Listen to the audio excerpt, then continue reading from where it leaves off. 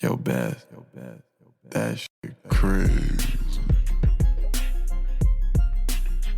On a Saturday, it's All Even with your boy Barry Grant. You can catch me on Instagram and Twitter at All Even Podcast. You can listen to the show on Podbeam as well as Apple Podcasts, Google Podcasts, Spotify, Amazon Music, Deezer, Stitcher. I'm all over the place, man. And trust me, go to YouTube, hit that subscribe button, like, share, and comment because the page is growing. I don't have to keep telling you that. The All Even wave. Get on that wave. I'm about to start snatching phones and just hitting that subscribe button for y'all. You know what I mean? Like, don't let me have to go there. Lots to get into. NBA playoffs are booming. We're going to talk about the Hawks and the Bucks. We're going to talk about the Clippers and the Suns. Phone a Friend is back. I'm excited about that. We have a special guest as well. And then the greatest segment on the planet, Dummy of the Week. So let's just jump right into it. I am miserable. I'm not going to lie to you. I am completely miserable. So I need to get this off my chest before I can continue the show. I had a long night. The Islanders, they lose 1-0. Game 7, a chance to go to the Stanley Cup Finals. And we lose on a short-handed goal. The pain. I don't know, man. I don't know. I don't know why my sport teams don't love me back. I just don't get it. This one hurt more than a lot of them. This one's bad. This one's bad. So I just had to get that out. Moving on. The NBA has had some coaching changes, some changing of the guard, if you will. And none of these coaching decisions or hires have impressed me much, except one. Rick Carlisle going to the Pacers, that impressed me.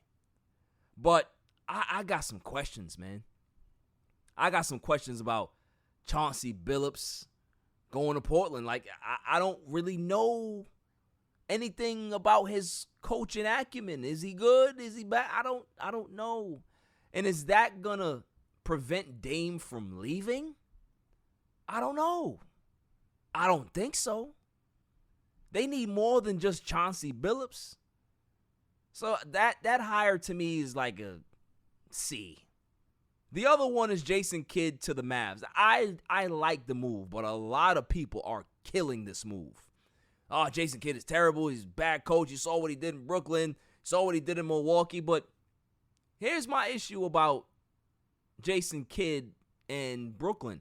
It was an old-ass team he was coaching in Brooklyn. Got them to the playoffs. Milwaukee, they were young, inexperienced. He was the one that allowed Giannis to be able to control the ball, handle the ball, be the point forward, if you will.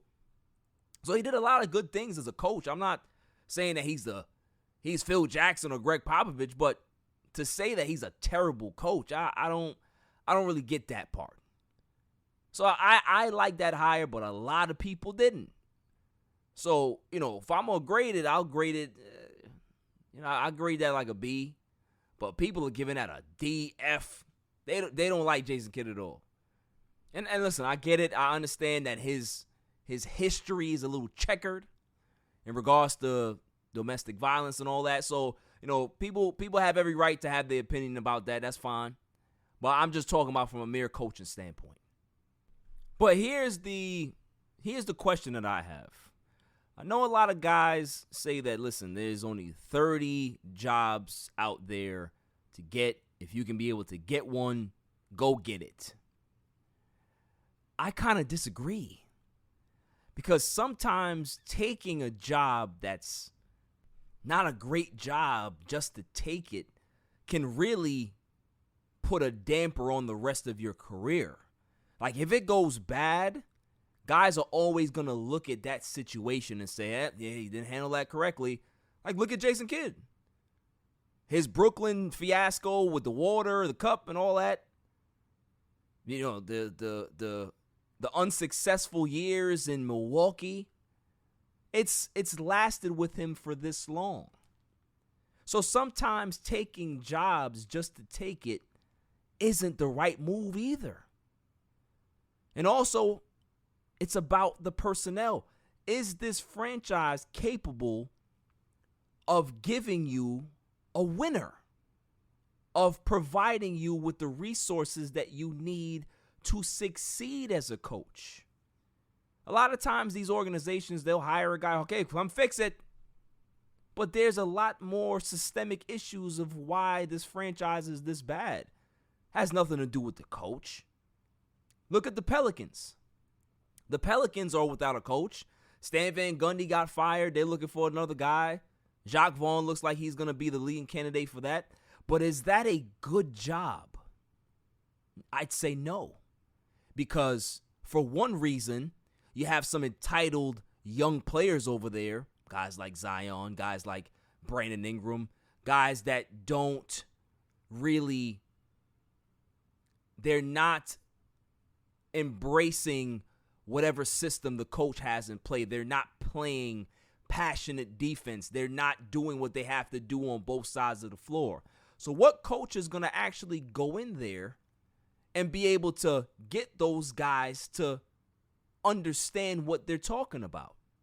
Can't get an old school guy in there, right? Because they're past their time. They don't know how to get through to these young players. And you can't get a younger guy in there because maybe they don't have respect for that guy because he hasn't been around as long. It's really, really a double-edged sword. It's tough. So I would say that this is not a desirable job. And that's just with the team. Let's talk about the systemic issues in the front office. Yeah, they have David Griffin there, but is the ownership really concerned about building a contender? No, they never have been. Every star player that's gone through there they haven't been happy. Rumors are circling that Zion's family is not happy as well. Whether that's true or not, we'll find out in the coming months and years. But there's systemic issues that are going on with that franchise. Let's go ahead and go to Washington Wizards. Sam Cassell, respected guy. I hope that he gets the job. But I don't really necessarily want him to take that job. Why? Because the roster's bad. And there's systemic issues within that front office. GM is not really that great. They haven't drafted well. Ownership hasn't been that solid as well. So they have issues other than the head coach. Now, can Sam Cassell be in there and change the culture on the court? Possibly. But are they capable of getting better talent here to help him change the culture here? That's the problem. You see, when Mark Jackson got his first coaching opportunity in Golden State, that franchise was ready to change. They were ready to build a winner, build a contender.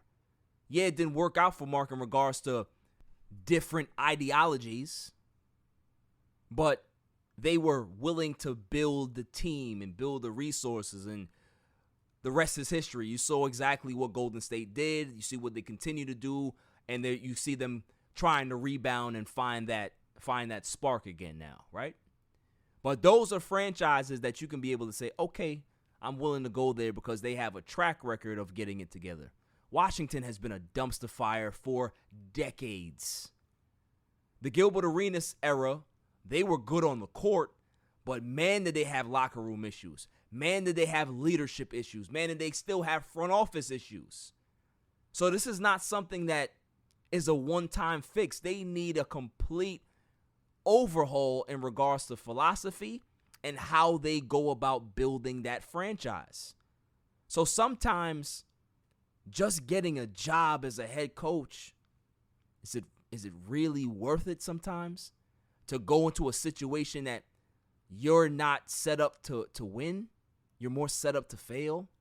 And then when you do fail, you're not going to get another opportunity. Look at a guy like Lloyd Pierce in Atlanta. He was given a bad hand. He's given a bad team. Young players have to figure it out. They don't win. They start off slow this season.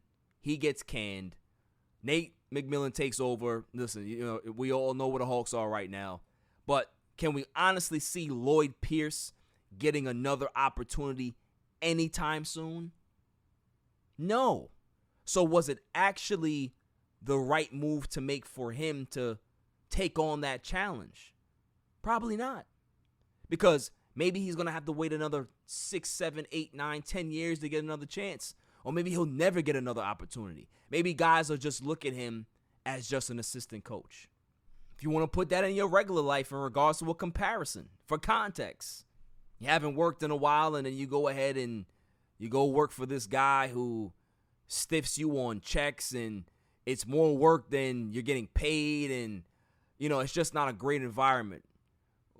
Okay, yes, you needed the money, but are you going to sit there and allow somebody to denigrate you all because you need a check? Nah, screw that. You're going to leave that job and say, I'm going to find another one. I'm all right. I'll figure it out. Like, you know what I'm saying? Like, sometimes it just don't really make sense to take certain positions. You know what I'm saying? No matter how much you may need something or want something or aspire to be something, that situation ain't for you. And a lot of these coaches need to realize they need to be smart with what they do, especially my African American coaches. You see these white coaches, they wait for opportunities. They wait for certain opportunities to come up because they know that they're going to get certain opportunities. While the black coaches, they gotta take whatever is given to them. Kind of like back in the day when they used to just throw scraps out there and say, hey, take that back to your family. You know what I mean? Like, just give you whatever. Like, nah. So, coaches, black coaches, coaches in general, should definitely really vet a place and say, is this the right situation for me? Because if I get fired from this location, am I going to get a job right away, or are they going to label me as a failure because I failed here? It's very, very important. Coming up after the break, Phone a Friend with fellow podcaster RAUL LEZCANO. On a Saturday, it's all even. Yo, it's your man DJ G Money from that Flip the Script podcast. You see it? We in the studio right now. Flip set up. Yeah. Oh, listen. Shout out to the All Even podcast. My man Barry Grant Jr. What's up, man? What happened? What you want to say to the people? Shout out somebody else's podcast? Yeah, don't make it the joint. What's up? All Even. All Even podcast. Yo, it ain't even up here, boy. We put this yo, what's up, man? All Even. Yo, you. Oh my God. What's up with you, man? Now that's a shout out. You keeping this? Yeah, keep all that. You want to jump All on Even podcast, right? Yeah, All Shout out Even. to All Even podcast, right? Yeah. All Even. That's your man. My man. All right, shout out to All Even podcast. 100%. He cool. Is he cool? Let me see. Is he cool? G. What is it, G? Oh. Shout out, G. Oh. He cool, man. Welcome back, y'all. So now let's get to my favorite segment, Phone a Friend. Call him up, call him up, call him up, call him up, call him up, call him up, call him up, call him up, call him up. Competing for a reason, trying to stay undefeated, yeah. Call him up, call him up, call him up, call him up, call him up, call him up, call him up, call him up, call him up. This game of the season, don't lie with all leaving, yeah. Who we have on the show today is a fellow podcaster like myself. He's the co-host of On the Clock down there in Tampa. Welcome to the show, my man RAUL LEZCANO. What's going on, sir? I appreciate you having me, bro. Thank you so much. Yes, sir. Yes, sir. Glad to have you on, man. Like I said, I'm a man. big fan. I like your energy. I like the energy that you have on your show. It's kind of similar to what I bring to my show, so this is gonna be fun. Oh no, listen, man. I've listened to the last 10 of yours, Yeah. and like I was telling you before we jumped on, I totally agree with you with Ben Simmons and all your views. Like Right. it's the same energy, man. It's Facts. the same energy. So it's good stuff, man. So I Definitely. appreciate it. Definitely, man. Definitely. So I guess, let's start off with in regards to, your social media stuff where people can find you. Yeah, sure. So on social media, it's really, we don't have a good Twitter presence. Twitter's hard to I guess It's tough. Yeah, it's tough to get popping. You got to have like some political stuff going on or something. But on Instagram, you can find us anywhere on all social media at On the Clock Radio. Instagram is where I'm probably the most at, just because I got like 17,000 followers on there. Right. You live on Instagram. Yeah. So I was like, oh yeah, I like this one. I'm gonna stay on here and promote more here. So, Right. But you can find me anywhere. And if you want to jump on mine, On the Clock Radio or On the Clock 20 at gmail.com, and shoot me an email, man. I got no problem talking. Just like you did, Barry, man. I was so happy. I was like, oh, shoot, heck yeah. Let me jump on another one, man. Yeah, definitely, man. Listen, I would love to be on the show, man. So, you know, anytime you want to set that up. Say less, man, because I already got in my mind which episode you're going to be on, because it's going to be on the finals when we figure out who's the best out of the West and who's the best out of the East and all that stuff. So I'm ready. Right. Definitely. So, you know, how I like to start my show as well is like, you know, let's get some background in regards to like, you know, where you're from, you know, how you started and all of this. So, you know, the floor is yours, my man. Sure, man. So I'm originally from Miami, Florida, man. I joined the military. Well, I played college ball, just like many kids in Florida. The one thing you got to do is play sports or just become a UPS driver. Like that's the only two. Like you're either Amazon driver, you're a UPS driver, or that's it. You go play sports. So I played sports up to college. I'm one of those stories that wasn't a success story. I was telling you, man, I got my scholarship taken away from me because I wasn't doing what I was supposed to do in school, which I think God wanted me that way. That way I could teach my sons not to be, you know, an idiot like their father. Absolutely. So, but anyway, I joined the military. I spent 15 beautiful years in there, man. Wow. I served in Iraq. I did 6 tours. I did convoy duty for the Air Force, did it with the Marine Corps and the Army as well. I loved every second of it, man, but it was time to transition into something else. I got hurt a little bit, so I couldn't really recover. So I joined, they moved me here to Tampa. I've been here ever since, man. I've been here for about 12 years now. Wow. Oh my God, it's beautiful here. I love it. That's what's up. Yeah, man. And the podcast got started, man. You're gonna laugh. When the pandemic hit, I was stuck at home. So me and my coaches, I coach at Jefferson High School, and we were like, look, we got to do something good for the kids because they got their spring football taken away. And if anybody knows high school football, spring ball is really where the college coaches come out to really like make that push to recruit you. Okay. So they got taken away, so they couldn't do nothing. So what we started doing was we're doing these Zooms like we're doing here, and I started just hitting up coaches, man, on Instagram and then on Twitter, like, yo, my spring got taken away. Would you like to come talk to the kids? The very first coach that we ever got to talk to, bro, was the Chicago Bears wide receiver coach, Mike Fury. Oh, that's what's up. Oh my God.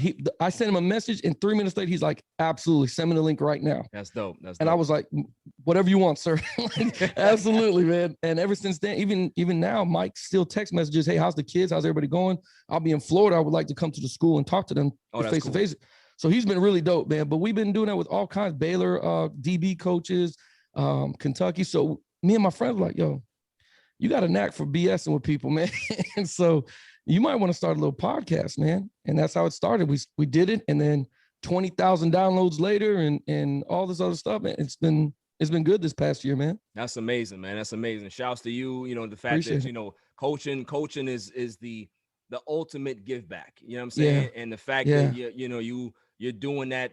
Trust me, man. Like you're in a small class of special people in this world, because you know we need more people out there to be able to pass on that knowledge and teach these kids and show them the way, because there's a lot of kids out there that are lost. They don't even know that they have a talent in something. And as coaches, you know, you can be able to, you know, harness that talent, get it out of them so they can be able to experience a different life. You know what I mean? So absolutely. And pushing, thank you, sir. Pushing that forward, man. Every kid is not going to be, you know, they're not going to be OBJ. They're not going to be, you know, it's just not going to happen, but that's okay. Right. Like that's not the whole thing about why I'm coaching. You know what I'm saying? I'm not playing football, but I'm living a great freaking life because, you know, I'm healthy, got my kids, you know, good job, good, all this stuff. So I want to teach the kids that you don't have to just, you know, play sports to know discipline, time management, structure. You don't need all that stuff just to play sports. You need to do that no matter what you're doing till you be a better father, uncle, brother. Absolutely. So that's and then sure enough, it's funny, man. I spend more time teaching kids that than football. Right. And I've won 5 championships in a row. And you know what I'm saying? Like in Little League, and we've been successful everywhere we've been just on that philosophy, teaching culture. You know what I mean? Absolutely. Listen, culture is important, man. You know, once you instill that into a kid, they understand that, you know, the value of themselves, and they can be able to give more. Like the fact that you're doing that, they're willing to run through a wall for you. You know what I'm saying? Exactly. So that's what you're instilling in them, man. So I got kids to this day that will come to the house when they come back from college or technical school or whatever. They knock on the doors like, hey, coach, y'all cooking breakfast still? Because we cook. My wife cooks every Sunday. She cooks. She makes. You know, we're old school, so we cook the biscuits, the sausage, the eggs, the pancakes. So if you ever come to Florida, bro, you're more than welcome to come get a plate and eat up. Oh man, we don't do that to me, we do it up over here, bro. I'm coming. We do it up over here. I'm telling you.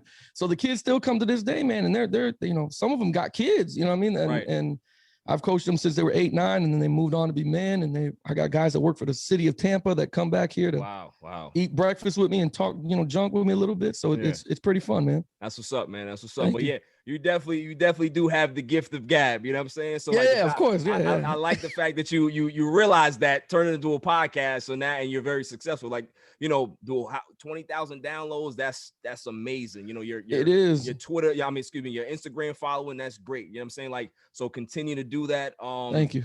And being in the service, man. Thank you for your service. Thank you for the support, man. That's very important as well, man. That experience must have been crazy for you. You know what I mean? It taught me how to be a man, bro. I thought I was a man at 21 until you go to basic, and then they give you a weapon and tell you, hey, man, you got to go to Iraq. And then there's people looking at you like, I'm finna. I mean, you know what? Now I think about it, it's probably a lot like Miami. No, I'm just kidding. But it taught me how to be a man, taught me how to take care of family, and taught me how to be more than just, selfish. You know what I mean? Be selfless, basically. So definitely, it was a good experience, man. Nah, it's crazy, man. The fact that you said about the pandemic, I pretty much started in the pandemic as well. I went to school. Yeah.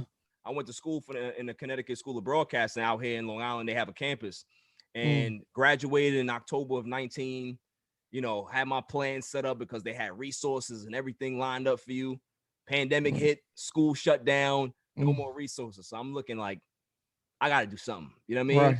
Started a podcast in July, and you know what I'm saying? It's definitely been fun, man. So good, man. And let's keep building off of that. I think a lot of people with podcasts too, man. I don't know about you. I've met a couple that were like, no, I'm good. I want to do podcasts. And they have their own podcast. But I think we all need to build together and try to, make a storm, make it like a stampede towards Sirius XM or ESPN. And be like, yo, bro, I can do this too. Like Shannon Sharp is not the only one that can talk junk. Facts. I mean, listen, I have my little podcast community of people that we have our own stuff and we collab. So you're just gonna be another person in that. Perfect. So yeah, man. I Absolutely. that we can be able to reach out and discuss sports and really connect and help each other, man. So I definitely appreciate that. Definitely. Man. Appreciate it, man. So let's segue into some hoops, shall we? Yeah, absolutely. Let's do it, man. There's some interesting stuff. Like I've called these playoffs, Raul, Bizarro Land. It is the Twilight Zone NBA playoffs version. Like what I'm seeing right now, and I want to know if you agree. Especially, let's talk about the Bucks and the Hawks series first. Okay. Trae Young goes off for 48 points in game 1. That was a huge issue to me or for me, because as a guy that watches the game and how I watch it differently, a coach should never allow a guy to go off like that. Ever. Right? Yeah. Game 2, we saw exactly what happened. Trae struggles. Giannis has a great game. The Bucks blow them out. They blow the doors off of them. Like, what are your thoughts about how Coach Budenholzer for the Bucks has approached these playoffs and also this series? So every coach knows their team a little bit. I'll tell you what, game 1, you're right. Trae Young going off 48 points is ridiculous. Watching him do the shimmy right before he shoots the 3, you're like, okay, come on. Somebody got to take a technical at that point. At some point, somebody's got to, go old school and slap his wrist. It's like, stop doing what you're doing. But you're right. I think game 2, the coach, and I'll get to your question. I think the coach figured out, man, we're just bigger. Like we're bigger than Atlanta. Exactly. So why are we letting these little guys run all over the place? Exactly. Be a little bit more physical and use your body. Like we're bigger than these guys. There's no reason why these guys should even be here right now. Facts. So that's why I think the coach letting him go off for 48. I have no idea what the suggestion. Like, I don't know if he doesn't want to, because basketball is a funny sport to me. All professional really, but basketball the most, because once they get to that 15-20 mark, you kind of see guys like, I'm not running down the court. I'm not going down there. I don't care if he shot the 2. I don't even. So then we'll just live for another game, and they just allow to happen, whatever happened to happen. I'm more like the old school coach, like, no. The starters, you dug us into this 40-point deficit. You're gonna keep playing and do your minutes until you get me out of here or put up some points. Right. But coaches ain't like that. I don't know why he allowed Trae Young to go off. I don't know if he's just inexperienced at that time, like not figuring out, or he didn't have the adjustment to figure it out. But Trae Young, no player should get 48 points like that. No, I mean, unless you're Kevin Durant or somebody, you know what I mean? Right. Not Trae Young, especially with that bald spot on his head. Like, there's no way I'm letting the dude that's his hair's thinning in the back allow him to go off on my team. Don't you thin in the back. You're like 140 pounds. Right. You're on me in this game. Like, yo, listen, I'm from Queens. Like, you're not gonna do that. Right. You're not gonna do that. You're not gonna do that in the court. No. And no. I'm a Florida guy, man, because we're competitive as hell. You Right. can play dominoes or cards. It doesn't matter. You're not finna beat us like that, man. It just ain't gonna happen. So Right. some adjustments you could have had. I'll flip the table over or something. Right. I'll come up with some excuse, you know what I mean? But I don't know who, but to go back to, let me canter with this, who could they have put on Trae Young to be like, yo, we trust you to stop him? Because I saw 3 different guys switch on him and they played off him like they dared him to shoot. Yeah. And he just had one of those nights where everything was falling. You know what I mean? Yeah. I mean, I agree with you in regards to that sense, in regards to like, who are you going to put on him? But as a coach, you got to know your personnel. It's the first thing, you know what I'm saying? As a coach, you have to double that kid. Absolutely.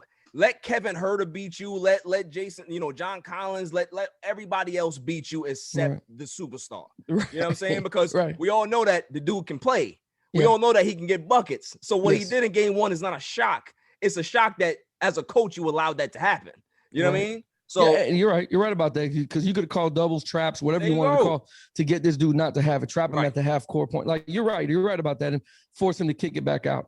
Like you said, I'm throwing the Gatorade bottle at him just to make sure he don't drop 48. Like there's no way you allow it to happen as a coach. right. But I don't know if it's inexperience. I don't know if that's just like an NBA culture thing, because I see it a lot. think that's what it is. I think that's what you hit the nail right on the head, Raul, in regards to Yeah. like it feels like an epidemic in the NBA that every coach in the league right now, especially in the playoffs, what I've seen, like I've been watching basketball my entire life. I have never seen bad coaching like this in every particular round I know. in my life. It Like gets I've worse seen and some worse. bad decisions, man. And it's just like, I don't get it, man. I don't get it. You know what I'm saying? I don't know. I've never, you know what? You're right, man. I haven't seen, I love sports so much. I'm a football guy, but I've been watching basketball forever. Right. I've never seen anything like it either. But again, I don't know. I don't know, man. Let me throw this at you. We were having a conversation, right? You know, you have barbershop conversations, right? So my sons are getting cut up, and we're all having a conversation about, well, they think it's a conspiracy. And I was like, what you mean? It's like, well, all the NBA big stars kind of like wanted to get out the first round because they were not happy with playing a season and then playing the season again in 30 days. Mm-hmm. Like they vocalized it. So they were like, well, forget it. I want to get some rest. Let them do, who cares who wins? And they think it's a conspiracy theory as far as what is. And I'm like, well, I mean, that's, I guess, but I don't know. I just think the culture of NBA is just changed completely. Like, for instance, nobody takes pride in defense anymore, man. Nah, they don't. I mentioned this 100 times on podcasts. When the hell have you ever seen 145 to 146 victory? Right. I'm like, that's an all-star game. Why are we watching nobody do defense? The only guy that I've taken pride in watching, and I know everybody hates him, is Patrick Beverley. Like, I like how this dude is a jerk on the court. Like, he's annoying as hell. Like, you know what I'm saying? The cheerleader is what I call him. Right. And what he did to Devin Booker the other night, and I don't know if it's the mask or whatever, but frustrating him, getting in his head, and he doesn't let him go anywhere on the court unless he's right next to him. Like, that's old Rodman style. You know what I mean? Right.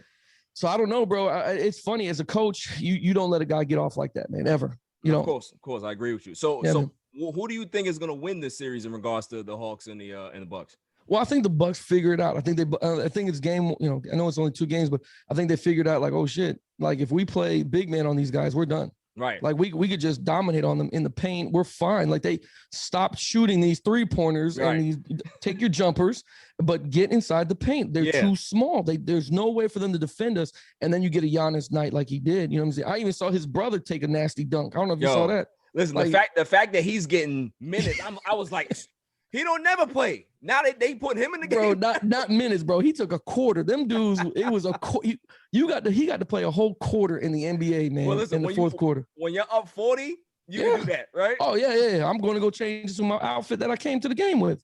There's no reason for me to sit on this bench right now. Right. I've done my night in 3 quarters. The whole star 5 should have been in street clothes at the end of the you know what I'm saying? Man, be done. The ultimate disrespect. Like, we're done, man. Let's get on the plane. We got to go somewhere, man. This is ridiculous. We got cats at Atlanta flight in like a half hour. You know what I mean? Like, right. You know that midnight shower that hangs up here in a little bit. Let's get going here, man. We're trying to get the Waffle House. Oh my God, man. I'm telling you. I agree with you. I think, you know, I kind of stayed away from predictions because my predictions were just going off the rails because, like, I expect this team to win, and then they don't win. So it's like, I'm kind of hesitant. I still want to see how it plays out in Atlanta. I think the Bucks can be able to get one at Atlanta. And, you know, if they get 2, then, you know, then it's a different series. So because the thing with the Bucks is that they play so stupid. Like there's times where you're like, okay, they understand the formula. Then they'll go back to shooting a gazillion threes and allow the team back in the game. So you know what I'm saying? We'll frustrating. see. It's frustrating to watch. Yeah. And if you were upset about that, then were you upset?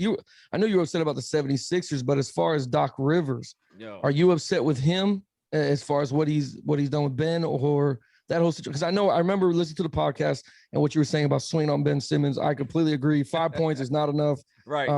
I did a little podcast for 30 minutes. I went on a rant on Ben Simmons because I could not stand the fact that we told this guy he's an all-star. You know what I'm saying? But you must have been upset with Doc because I was upset with Doc. Like if I'm seeing a guy, you got going to the third quarter and you got 2 points, we got a problem. Oh yeah. I mean, the thing is, I've always been very critical of Doc Rivers because outside of the Hall of Fame big three that he had in Boston, winning that championship in 2008, right? He's come up short. Doc Rivers has lost 9 Game 7s in his career. Absolutely. 9. How many? He's lost 3. He's been lost. He was up 3-1. How many? He's lost 3 3-1 leads. So one with Orlando and 2 with the Clippers. So this is a guy that when it comes to elimination games, his teams don't produce. When it comes to making the right decisions in a crucial Game 7, he tends to clam up. Yeah. So, I said on my podcast, I don't remember which one it was. I said the scariest movie I've ever watched is Doc Rivers in a Game 7. Yeah, I heard that. You're right. I don't want to see that. That is, give me watching The Conjuring. Yeah, give me The Conjuring. Give me Nightmare on Elm Street. I don't want to watch no Doc Rivers in a Game 7. That's terrifying. Bro. You know what I'm saying? So the thing is with me, I 100% agree with you, is that if you're a head coach and you know that the previous head coach was trying to get this guy to shoot, your objective when you get this job is to sit down with this kid and say, listen, I need you to be more than what you are. I need you to take that next step, because if we don't win, it's because you didn't take the step that we needed you to take. And what we're seeing right now is exactly that. Embiid gave us a great series. Embiid gave us a great year. You know what I'm saying? Runner-up for MVP, averaged 30 points in that series. The turnovers are the turnovers, whatever. It didn't necessarily kill them to lose the series. What killed them is the fact that Ben Simmons refused to shoot. It's not the fact that he can't shoot. He just doesn't want to shoot. And the thing is, growing up as a kid, the coaches will always tell you, I don't care if you're the best shooter or the worst shooter. As an offensive player, you have to shoot the ball. You got to keep shooting. You have to allow. You have to give the defense. You have to let the defense respect you. They have to go out there and say, okay, he might have missed the last 5 shots. He's going to take this 6th shot and he may knock it down. So we have to guard him. The fact that you're not shooting, you allow the defense to say, all right, cool. We know he's not going to score. We know he's not going to shoot the ball. We're just going to go double on Embiid. We're going to double this guy, going to double this guy. So now you're creating a mismatch and a disadvantage for your team. You're letting your team down doing that. You know what I'm saying? I totally agree. Yeah. And the thing is with me is like, I don't know how you come back to Philadelphia, Raul. Listen, Philly fans are nuts. Bro, they booed Santa Claus, bro. Right. That's what I'm saying. These dudes is not going to be happy with him, man. Yeah, I don't see how you're able to come back from that type of disappointment. Like the Hawks, listen, great team, great story. But there's they're not even in the same league as the Sixers in regards to physicality, in regards to talent. Yeah. That should never happen. We've seen that they had a 20-point lead in Game 4. They was up 26 in Game 5 and lost both games. That don't make sense. So this goes back to, I think it's more than just basketball too. Right. I think there's a problem in that locker room. There's a problem somewhere in that locker room. I agree. Ben Simmons, you're right, man. There is nothing more frustrating as a fan. I'm a fan of just sports in general. There's nothing, and I wasn't going for the Sixers. I wasn't going for the Hawks, but just everybody else, I want to watch a good game. Right. So when you see a guy that is underneath the basket, wide open, a normal routine, just let me lay this up. It goes back to high school, 1, 2, 3, up. It's just normal. And you pass it off, you kick it back out. Yeah, bro, you're right. You are scared to go to the line. You're scared to shoot the ball. and it wasn't like it was John Collins on his back or it was Capella. It was Trae Young, 5'11" Trae Young coming on the strong side, and you pass it to a 6'4" Maxey. Like, bro, you're 6'10". All you gotta do is turn around and dunk it on his head and one. And you know what? And if Doc Rivers, you know, like you said, knowing that there was a problem with this guy shooting, right?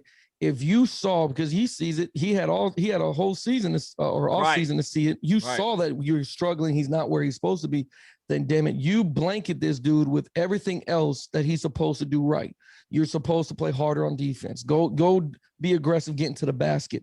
Be that guy that we want to see, because we've seen flares of Ben Simmons, you know, like being really, really good. Yeah, facts. You see it, but God, did he disappear? And I don't know if it's just inexperience or he just decided something I said in the locker room. He's just like, man, forget this. I'm not even going to. Embiid, you know what? You the best. You the team. Let's see how you do this. You know what I mean? Because that's what it looked like. It looked like he wasn't even trying to play. Yeah, I mean, I think I think there's a couple of things going on, right? Like, I think the relationship between him and Embiid, I haven't really heard anything. I tend to just watch body language and watch how they communicate with each other and how they kind of like partner up and pair on the court. Right. They don't mesh well. No. Like, as teammates, as you know, bro, they don't even high five when either one of them scores or gets to the line. They don't mesh well, man. And so that's one part, because, you know, when Embiid is out, Simmons plays well.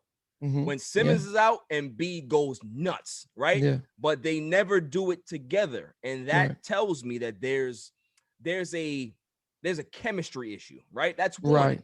That's one. The second thing is that I think that this kid needs a sports psychologist.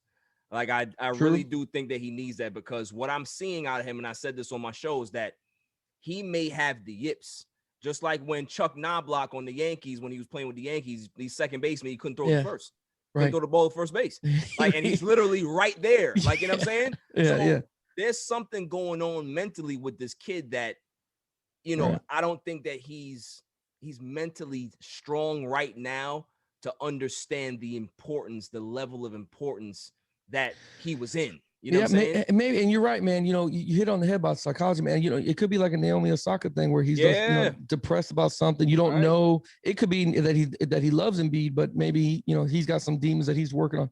You're right. Either way, man. I mean, at the end of the day, he didn't perform like he was supposed to. It frustrated the crap out of me. Right. I was waking family members up here, like, from me yelling at the screen, like, I can't believe what's going on right now. I mean, I'm serious, man, because I'm that guy. I'm that sports fan. Right. But yeah, it frustrated me too, man. And then to see the series and how the NBA has transformed this whole year, it's like, man, I don't remember basketball being like this. That's why I'm excited. And I'm sorry, I don't mean to. Bro. I'm excited for the rule change that they possibly can have. And 100%. Man. Oh, my God. Let's get into that. Yeah, let's get into that. Bro, listen, I'm excited the fact that that offense players can no longer like lean into you or cause the how can I say it? Initiate the contact. Like, you can't. I love the fact that you're going to go back to the old way. Like, this is not. Let's get rid of this shit because it's not good basketball. They're 20 years too late. Oh, I know. You built in a culture of everybody is supposed to swing their arms real high, or I'm supposed to jump into you and then take the shot. Dwayne Wade made a career of it.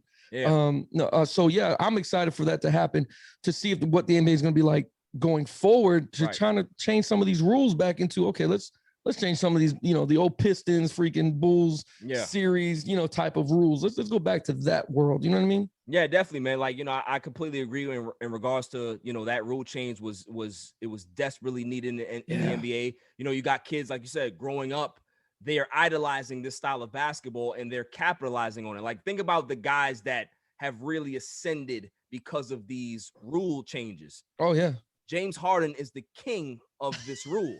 So, and the thing is, we notice a difference with his game, right? Regular season, he puts up 40 points, 50 points. You know, he averages 36 points a game for a season, and he's putting up all these great numbers.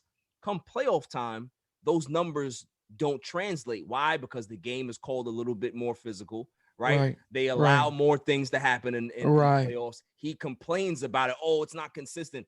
The NBA has always been like, every playoffs in any sport, they kind of let the physicality go a little bit more in the playoffs, because there's more at stake. You know what I'm saying? Right. Same So thing in the NFL. Yeah. Same thing in the NFL with the DBs are mad, Right. you know, or the receivers are mad. Like, yeah, they're gonna let you be a little bit more physical. They're gonna let you grab a little bit more in the playoffs because hey, listen, they as referees, they don't want to have an impact on the outcome of the game. You know what I'm saying? Like if you're talking about a referee at the end of the game, they didn't do their job. You know what I'm saying? So the NBA is definitely trying to get back to that, you know, the whining, the complaining. We've seen more whining and complaining because of these softer rules in the NBA. And now they're going back to, okay, listen, you're going to have to learn how to fight through contact a little bit. These are not fouls anymore. I really want to see guys like Trae Young, James Harden, you know, all of these guys that have predicated their games on getting those fouls, how they adjust. Because as basketball players, if you're great, you're going to adjust to whatever rule changes out there. You're not going to complain about it. You're going to adjust. So we'll see what happens with that. Oh, I agree with you, man. It should be better going forward. It should, at least for the guys that remember what it was like before this James Harden era and all these guys. Because you know what, you're right, man. I wonder if James Harden gets any scoring titles if the rule was like that during the season. Well, I think I 100% agree with you. I think his scoring titles, I think he's talented enough to probably get one. Yeah. But, you know, however many, I think he has 3 or 4 right now. So you know, I don't think he has that many. I think he still gets one because he's that talented. But you know, the rule changes. He's been the poster child of this era. Definitely. Yeah, absolutely. I agree, man. Yeah. So, what are your thoughts? I definitely want to chime into this as well. Mm-hmm. I had a strong opinion about the NBA starting the season so early. Yeah. 71-day turnaround from the time that the championship was over. Because of the TV deals, they got to recoup some money. I understand from a business side, right? But I'm a player. Like I was an athlete. So I always am going to side 95% of the time with the athletes. And it's like, to me, I felt that the NBA sacrificed their players just a little bit to make sure that they recoup some of that bread that they lost in the pandemic. A lot of teams, listen, teams across the world lost money. It wasn't just the NBA. So for me, I was very upset to see this because we have gotten a watered down product in the playoffs. The games have been good. I don't want to take away from the games have been exciting, but the product to me is a little down because of all the injuries. Kawhi Leonard, you know, LeBron James got hurt. Anthony Davis got hurt. You know, Kyrie Irving got hurt. So many. Kevin Durant was hurt for the majority of the season. There's so many guys that were hurt. So many soft tissue injuries that happened this season because of that quick turnaround. Like, were you just as frustrated as I was in regards to how the NBA was just quick to just like kind of rush this season along just so they can kind of recoup some money? Yeah, man, I was. And I'm with you. I'm an athlete, you know what I'm saying? Even though I've coached for 12, 13 years and did all stuff, man, I love that part of it. But I remember what it was to be an athlete, the work ethic that needed to go into the gym. And I played football, so I'm talking about, you know, the weight room. I don't want anybody thinking like I play basketball, but you know, the weight room, the training, the outside running, you have to do track, you got to do all kinds of stuff. Right. So I was kind of disappointed and frustrated with the NBA because usually the NBA takes care of their players. Yes. Usually they're so I don't know how they're on the front as far as how a league is supposed to take care of the players. Absolutely. The NFL is way behind. I agree. They don't do any of that stuff. They don't care.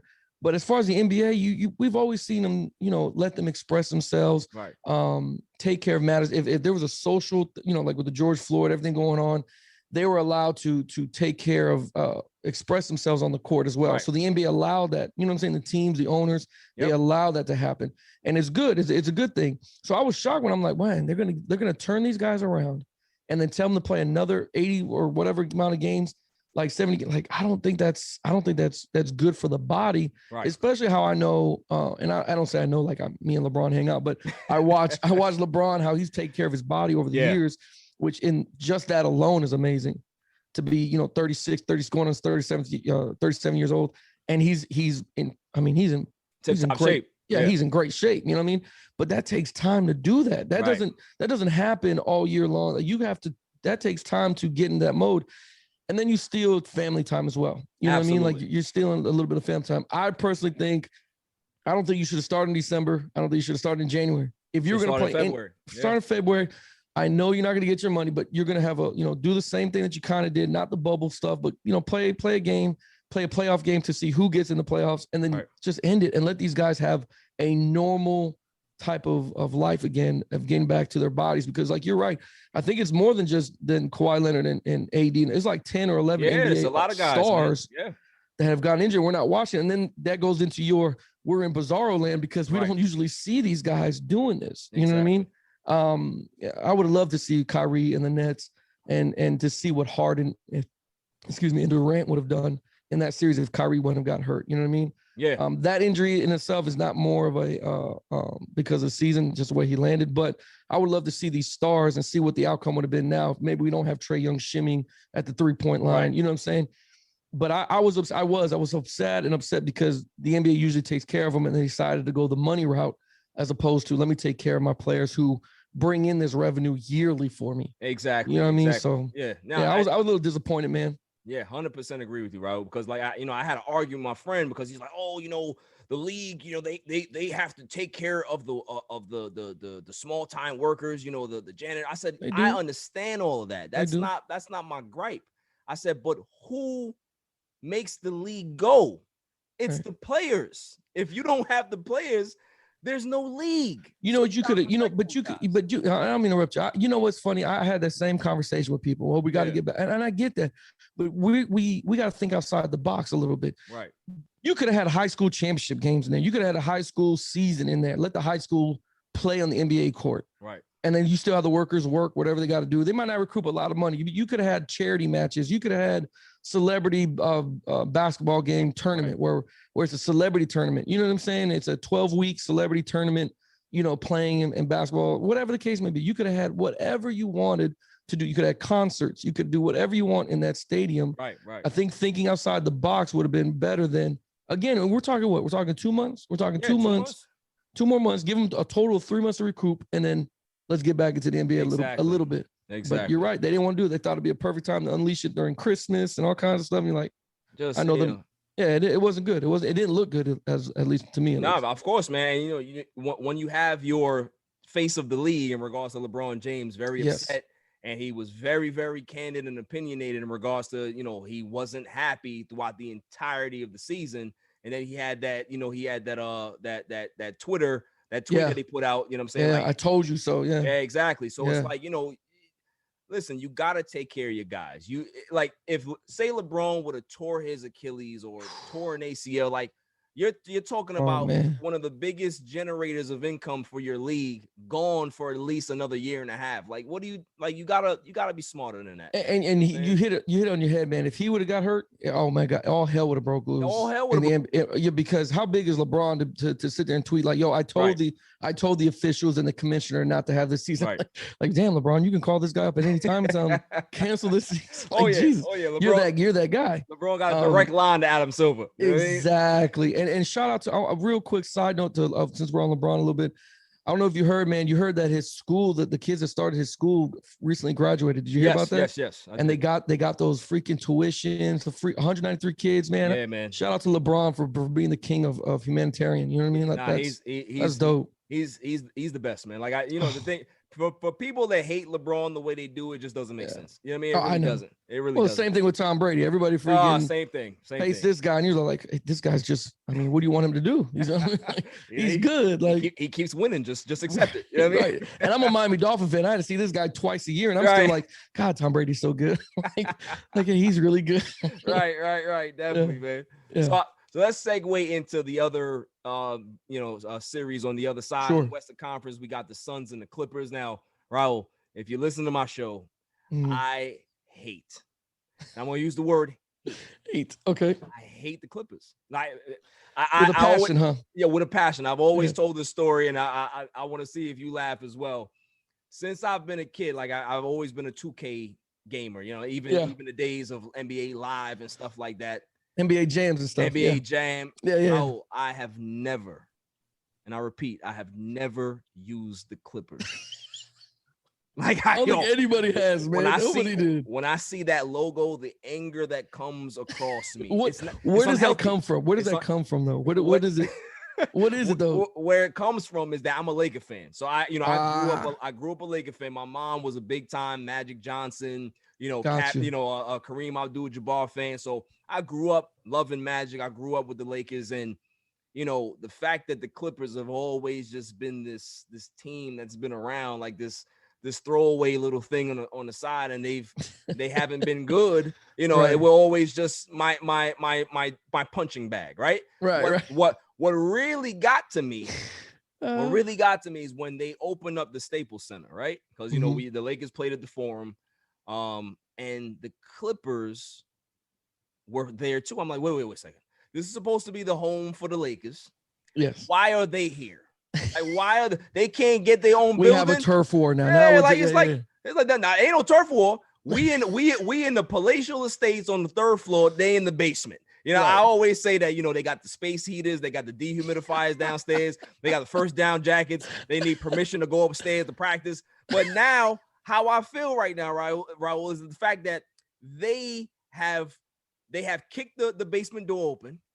They are now confiscating and they're holding the Staples Center ransom. They're holding it hostage. It's like what it's like. It's almost like the movie Baby Boy when he's in the refrigerator drinking the juice. Yeah, man. You're like, why are you naked in here drinking juice? Like what you doing up here, man? You're not supposed to be up here. You're not supposed to be in here. Where my mama at, man? You're supposed to ring the doorbell twice or something. Ring the bell twice. Like now they're here. Let's shouts to the Clippers. The fact that they've never been to a Western Conference Finals. But what are your thoughts on who wins this series? Do you think that there's an advantage either way? So, man, so you're frustrated with the Clippers. I'm frustrated with the Suns. Okay. I want the Suns to actually win. Yeah. I actually like Devin Booker. I think it's Chris Paul is due, but I'm gonna say this, man, and you tell me if I'm wrong, because you're gonna laugh when I say this. I don't think Chris Paul should have played the last game. I don't think he should have been. Let me give you one of these. Let me give you one of these. All right. Everybody. I'm on Facebook.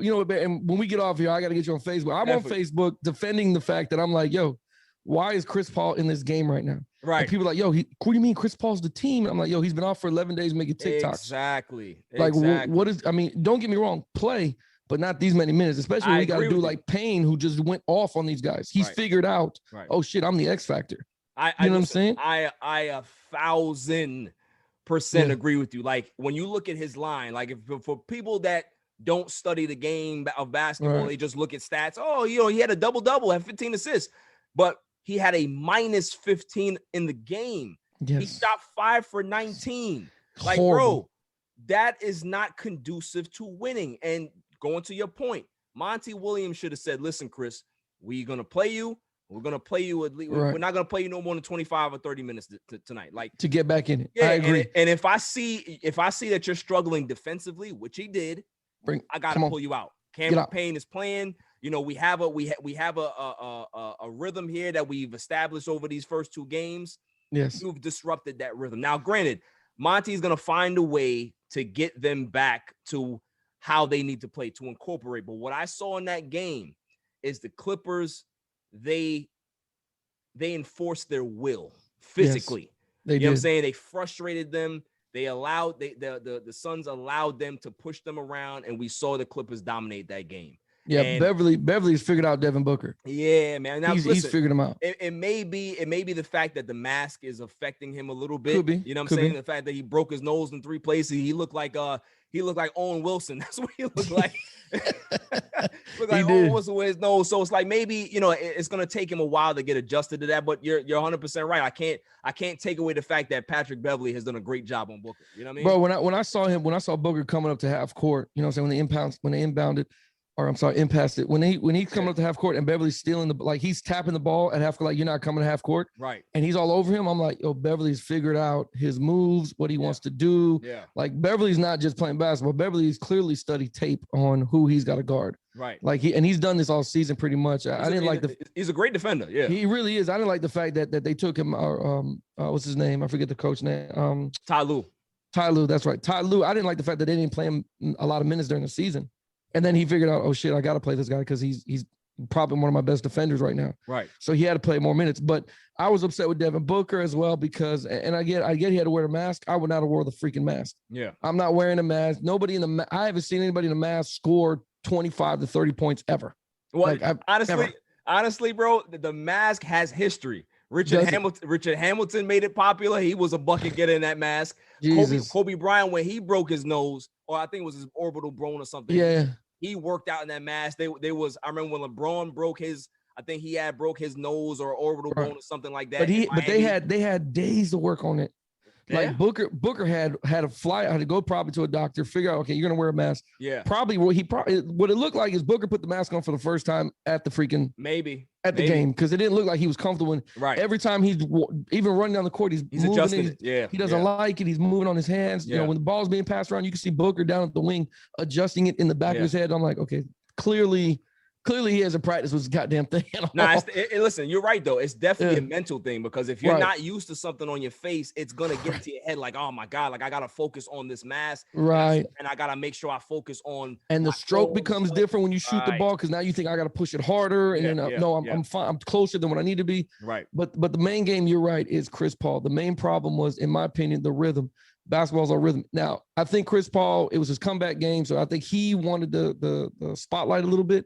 You know what I'm saying? Without saying it, because he forced a lot of shots. When I think he was trying too hard. Yeah. Bro, he was trying too hard, bro. When he came down the court and he's holding the ball for 12 to 13 seconds, I'm like, bro, what are you dribbling at the top of the key for 12? This cannot be the play that was drawn up. Right, move the ball, exactly. Move the ball, facilitate. That's what you're really great at. And when he did it, they scored points. They were moving around. The guy in this game, for me, is gone off is Ayton. Ayton needs to we need to figure out what our best plays are with him in the first two quarters. I agree. And get him involved quickly. I agree. Because Zubac cannot freaking guard this guy. And that's the thing too. If you notice the difference between game 1, game 2, and game 3 is that Zubac didn't play that effectively in the first two games. Zubac had a hell of a game in game 3. He did. Yeah, I think he scored like 16 points. He had like 14 rebounds or something. Like he had a great game. So he really did. Have to isolate.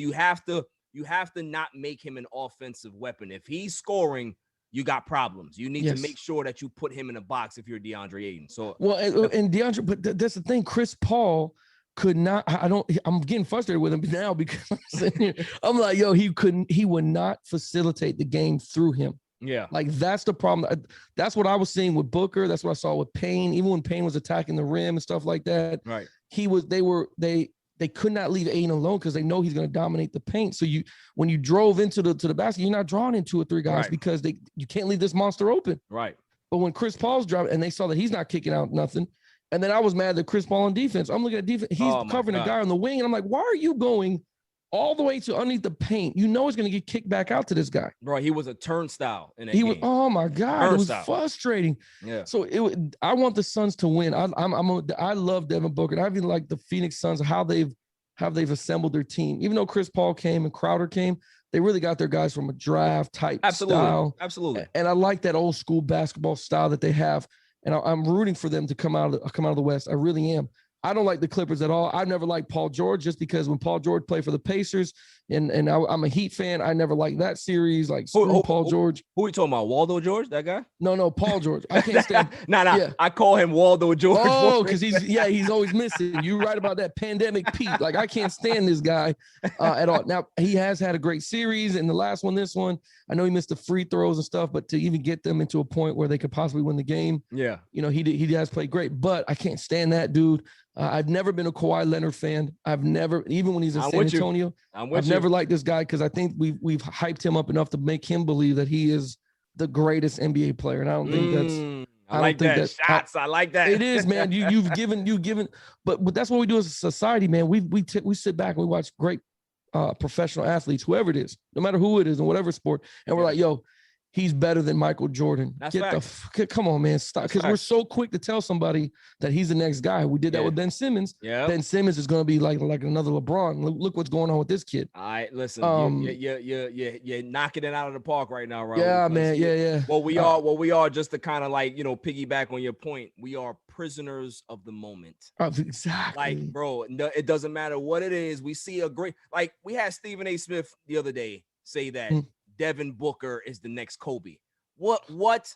The insult. I Like, know. Listen to me. God shouts to bless Booker. Kobe Bryant. Rest in peace. Right. But if Kobe Bryant could come down from heaven and slap fire to Stephen A. Smith, he would, bro. For you to even make that comparison, like I like Devin Booker. Right. I like Devin. Good player. Don't do that. Don't do that. Right, man. Kobe, we just lost Kobe, man. Don't give it another 10 years at least. And that's the thing. And but see, even 10 years is too much for me, because here's the thing is, it's like, why do we have to compare athletes to other athletes? This kid is 25, 26 years old. He's been doing phenomenal in his career so far. Yeah. He has his team in the Western Conference Finals. He has a chance to win a championship for a franchise that's never won an NBA championship. So shouts to them.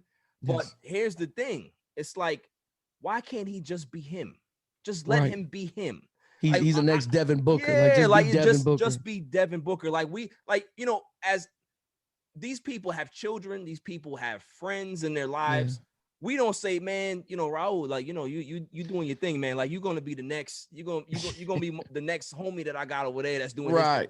Or like, I got a kid. Yeah, you're gonna be just like your big, like, they're gonna be them. Like, you know what I'm saying? Like, we need to stop comparing people to other people. Just let them be them. Enjoy them for what they are. Like, I understand, like, people always want to use context, but Kobe is Kobe, Jordan is Jordan, right? LeBron is LeBron. Right. The list goes on. We've always had great players in this league. Stop comparing people to MJ or Kobe, because they'll never live up to that standard. Ever. It'll never happen, because I could like LeBron James, you could like Michael Jordan. Right. I can give you so many facts of why he's better, and it's never gonna happen. It's always somebody's who you like and who you prefer. Now, you're right though, man. Yeah. For whatever reason, we sit there and like, he's the next guy, or he's better than this guy. And if he played in this era, or if this guy played that, you're like, bro, stop it. Just stop. Stop why are you making your brain hurt? Just stop. right.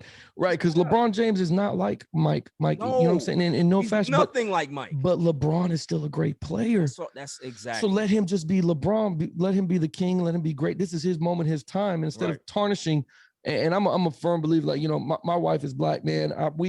My kids are mixed. You know what I'm saying? I'm looking for heroes all the time. You know what I'm saying? That's right. So I love LeBron James on and off the court. I love what he's done. So I'm constantly preaching to the kids, like, that's who you got to be a role model, because it's hard to come by these days. Absolutely. You know what I'm saying? Absolutely. But you're right, man. These guys, we throw them to the fire. We do the same thing in football. We do the same thing with Tom Brady. Oh, Tom Brady this, or Patrick Mahomes is the GOAT. Hey, bro, it's been 3 seasons.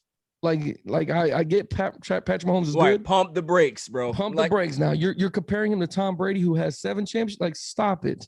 Right. Like, the kid's got 1. Aaron Rodgers has 1. Right. Like, let's everybody calm down before we sit there and say, oh, he's the next GOAT. Yeah, like Mahomes may never get another one. Like, everybody's projecting, like, oh, he'll win. Right. That's not the way football works. It don't work that way. You know what I mean? It's not. It's extremely hard. That's why you have to love what Tom Brady has been able to do his career, and these other quarterbacks, athletes throughout the years. But another comparison that I never liked, bro, was OBJ. Right. So I never liked Odell Beckham comparison. I like him as a player. I like what he brings to the game, but I never liked the fact that everybody's like, yo, you've never seen one-handed catches like this. Yes, I have. Yeah. Like, Chris Carter did it weekly. You're talking about 2 times. Yeah. You're talking about 2 times in a pregame warm-up that's really cute. Like, I remember Chris Carter doing this in playoffs. I remember Chris Carter doing this being down by 6, catching one-handed catches. Like, the comparison that people do to other players is like, again, I guess it's just for sports debate, but man, it sucks when, as a player, to be like, they still think I'm MJ. You know what I'm saying? Now, here's a question for you, Raul, and then we'll segue into football after this. Sure. How do you think that there's a greatest of all time in basketball? Like, is there do you have a GOAT in basketball? So compare, I don't like comparing athletes but if I have to have my favorite players, right? If you're asking for my top 5, No, I'm talking about like, do you think that there's a greatest of all time in basketball? I don't. It's hard. That's hard to see. That's the only reason why I asked you that question. Because I agree with you. Is that everybody wants to. All right, if people say that MJ is the greatest of all time, whatever. Like, I'm not here to change your opinion. But the way I look at things, I'm sure you look at it the same way. Because just off your answer alone, I sense that there is no greatest of all time in basketball to me, in pretty much any sport. I look at greatest in your era. Did you dominate your era? Like, think of all the great basketball players that have played. You have Wilt, you have Bill Russell, you have Magic and Bird, you have Jordan. Like, there's so many great eras in basketball. How can you say that one is better than the other? You're living through one. Yes. What about what about the people that lived through the Oscar Robertson years? What about the people that lived through the Bill Russell years? What about people that lived through the Magic Johnson years that he won 5 titles and went to 9 finals? Like, those things, like, you can't just say, oh, this guy's the best. Like, no. Come on. Like, there's been so many great players. We got to relax. We really do. I agree with you, man. So, yeah, you're right, man. For me, it's hard to name one guy that's been the greatest in basketball ever, because there are too many players that have been phenomenal. But you're right about one thing. Did you dominate your era? Just like LeBron James. LeBron James has dominated his era. And we can make the KD LeBron, comparison that we hear people do. Not even on the same street. It's not even on the same. He's not even in the same city, bro. This guy dominated the East. There was no problem getting to the finals when LeBron played in the East. He made the East look easy. Right. He made it look simple, and he made the West look simple. I just think he had the Lakers, I know you love him, man, but he doesn't have a supporting cast with listen, I don't want my pressure to go up in this show, so I don't want to talk about the Lakers. Like, let me bring it back down. Yeah, but LeBron has dominated his era, man. So you're absolutely right. MJ dominated his era. Yeah. Whether people like, well, look who was guarding him at this time, and that's not my fault. That's what the league brought up. That's what the league drafted. That's what they wanted to put in front of him. Right. That's what he did. He dominated his era. Same with Bill. Same with Kareem. They dominate their eras, and that's why they are the greatest of all time, player-wise, as a team. I don't do that. I don't like going like LeBron James is the greatest player now, and in 2077 he'll be the greatest player. I don't do that. I'm with you. I don't like that either, bro. Yeah. This is the thing. This is why me and you, we vibing. We vibing, right, man. You know what I'm saying? Like, we understand that sports is just it's cyclical. Like, you know what I mean? Like, there's so many different people that come in and they're great. Another 10 years from now, we'll probably see the greatest athlete we've ever seen on a basketball court. He'll be 6'9", he can fly, he can shoot like Steph Curry, and then we're gonna like, you know what I mean? So it's just I've told people the greatest champion is Serena Williams. Yeah. The greatest champion. 100%. And my kids laugh at me, my wife, I'm like, no, I'm serious. Like, if you're talking the greatest champion, like ever, is going to be Serena Williams. It's not even debatable. It's not even there's show me another person that's been that dominant in her era. You see what I'm saying? Other than Tiger, I got Serena. You know what I'm saying? Right. And I give you that. That's a good comparison, because you can make a debate for both. So you're right. Yeah. But I go championships. I like that stuff, man. I don't do he's the greatest of all time. Like, I think Tom Brady is great. I don't think he's the greatest of all time. I love Tom Brady and what he's been doing. Greatest winner. And he's the greatest champion in NFL history. Absolutely. Just because there's been other guys that have been more athletic as a quarterback than he has. But man, you're right, bro. I'm along with you, man. Absolutely. Definitely. Now let's segue into football. You said that you're a big time Miami Dolphins fan. Listen, I am. I like what the Dolphins have done in the draft. I like what they've done in regards to building their team. I think that Brian Flores is one of the top coaches in this league. I love his toughness. I love the energy. I love the identity that he's given this franchise. There you go. What do you think is needed for this team to be able to really be like a consistent contender year to year? The thing that I would think about is Tua. Like, we need to figure out Tua's strength and his weakness. We need to figure out quickly. We need to figure out what he's good at, what he's not good at. Because Tua, Alabama historically has not produced quarterbacks that are great. It's just the truth. Other than Joe Namath, that's it. Right. And then, I'll give you that. Yeah, absolutely. Right. I'll give you Broadway Joe. Yeah. And he wasn't even that great. You know what I'm saying? No, right. He was all right. He played in a good era. That's what he played in a good era. But Tua, to me, I wasn't very sold on Tua even when he was coming in the draft. Right. So I wasn't really sold on him. To me, bro, we're gonna figure out here in the next 2 to 3 years that Brian Flores has figured out the team wise. Like, so everything else he's assembled is looking great. Yes. For us to go 10-6 last year and not make playoffs, unbelievable. That freaking hurt my feelings. Yeah. I was like, well, shit, we ain't been 10-6 since Ricky Williams. Right. Like, I've been waiting for this. And I trust Brian Flores and his decision making. I just question whoever's in his ear about Tua. Like that's So- what I'm worried about. So you're hypercritical about Tua, which you should be. Yeah. Do you feel that they should have drafted a quarterback this year? So I wish they could have, but they're in that bind that they could not have because you went and took Tua number one. You have to play him. You got to play him now. You got to see where the cards fall. You got to figure out what we can do with him. But again, since I trust Brian Flores so much and his decision making, I'm trusting the fact, and I'm trusting the fact, and probably in a long time from any coach in Miami, I'm trusting the fact that he's going to develop him and get him to where he needs to be. Got you. At least to let him understand, okay, this is actually going to be your year one that you're playing. Because for us to, here's my blood pressure going up. For us to release Fitzpatrick, man, I was pissed. Yeah. Oh my God, he played so well, man. Right. And then when the game didn't go well or Tua was struggling, we basically told Tua, hey man, go sit on the bench, put your mask on, go give me the old man. He's got to come win these games for us. Right. You know what I'm saying? Like, I don't think. And that was that to me, not to cut you off, but no.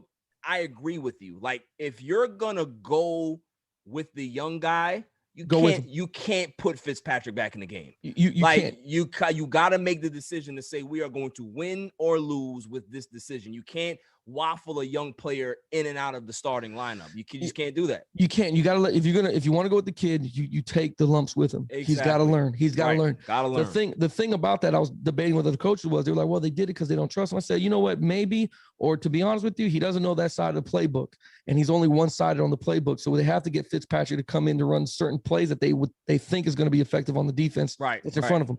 So that's probably why they actually did it. Yeah, that makes sense. But you got to take the lumps. Like if you're going to go all in on Tua, hey man, you got to go in all. Yeah, man, you got to go in all in. Right. So this year, we're games. You got to just eat it. Exactly. So this year we're going to go all in on Tua, and that's where we're going to struggle. We're going to struggle in some of these games because Buffalo is nothing to play with in our division. That defense is scary, man. It's scary how good they are. Yeah. It is nothing to play with. That Bill Belichick looks like he has a chip on his shoulder because he done bought every single player in the NFL from now to back in 1986. Everybody's playing for Bill Belichick right now. He went to Robert Kraft and said, "Listen, just give me a check. Don't sign it. I'll let you know." How crazy is that, bro? That he went and spent $240 million. I don't think he spent that much in the history of the franchise.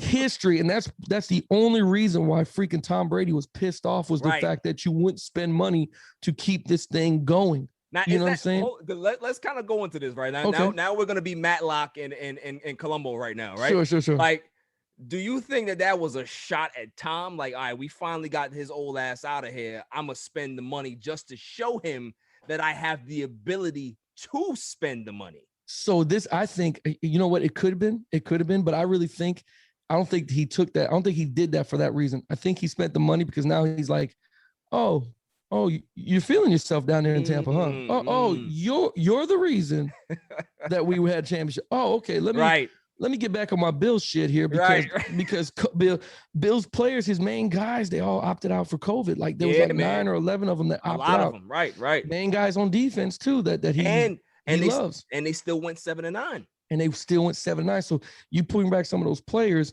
that are on defense, veterans that understand how to play the game, it's probably a different story. Right. I'm not saying they win a Super Bowl, nothing like that, but he does probably get some playoffs. Yeah. They're better off with it. So that division is nothing to play with. And if Brian Flores wants to win, we got to figure out Tua now. And for me to even hear the reports, I don't know if you heard them. I'm huge on the Miami Dolphins website. I'm in the fan groups. I'm looking at it. To hear that he's struggling in practice. Oh man. Pisses me off. Oh boy. Like I'm like, I told you, like this kid needed 2 or 3 years. No Alabama quarterback has shown that they can do it other than the guy that's up in New England. Mac Jones. Yep. So if Mac Jones shows that he can beat out Cam Newton, I'm interested to see what he does, whatever's going on, because I don't know if you saw the video of Cam Newton missing like 16 players. But yeah, that's the thing with Cam is that Cam has never been accurate. Cam has ever. Like, doesn't matter if you go back to his Auburn days. Like that's just not him. So I think that Bill is gonna give Cam as much opportunity to be good this year. But Bill knows the quarterback position in regards to when it's time to make a change. Right. I mean, so, and I think that I don't think he makes a change. Like if they're 5-0, he's going to ride with Cam, no matter how poor he's playing. But if they start to dip and he may say, listen, we're going to go with this kid. But, going back to your Tua point, man, you're 100% right. You should have signed Fitzpatrick again. Yes. Give him another year. Let Tua sit. What happened to allowing kids coming out of the draft? Oh my God, I'd hug you if I was there. I would hug you if I was there. What's wrong with that? I have no idea, man. I don't know if it's the crumbling of the fan base. I don't know what it is. It's definitely it's the pressure. The pressure, man, because you're absolutely freaking right. When a guy came in that was a great quarterback and he was behind a great quarterback, they let him sit 2 or 3 years, right? And that guy became phenomenal. Exactly. That happened. Okay, let's go back and let's see if everybody knows their history, right? Joe Montana, Steve Young. Yes. Right? You had to sit back, even though you didn't like sitting behind Joe.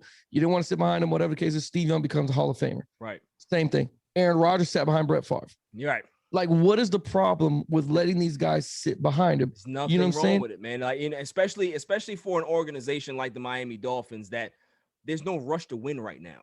So none. Let Fitzpatrick or whoever you decide to be to be that bridge quarterback.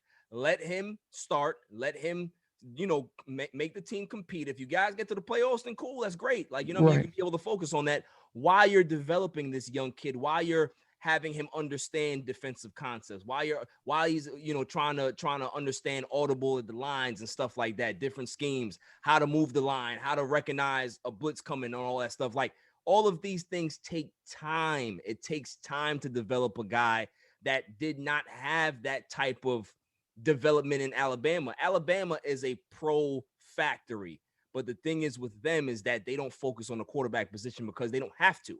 It's about RPO. It's about running the ball. It's about having big time wide receivers that can get separation, that the quarterbacks don't have to do much. They just have to do 2-step drops and throw the ball and somebody's open. The defense is great. Like, there's not much development wise for quarterbacks because there's so much more going on in Alabama that it's a factory. Like, they can't, they get the same type of quarterbacks all the time because why? Saban has a system. That's it. That's it. So if you fit his system, if you're a running quarterback that you can be able to use your your athleticism to get me first downs and complete a couple of passes, that's all I need from you.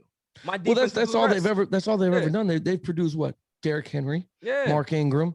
You know what I'm saying? Like, they've produced all these freaking humongous running backs that all you got to do as a quarterback at Alabama is just complete 20 passes. Just complete them. That's just it. Just give me 20, maybe 20, slants, outs or some shit. You could throw 15 passes, just complete 10 of those, and we're good. And we're good. And we're gonna win the game. The defense is gonna do what they got to do. We're Alabama. People are already mad that they got to play us. They're already scared when they see the A on our helmets.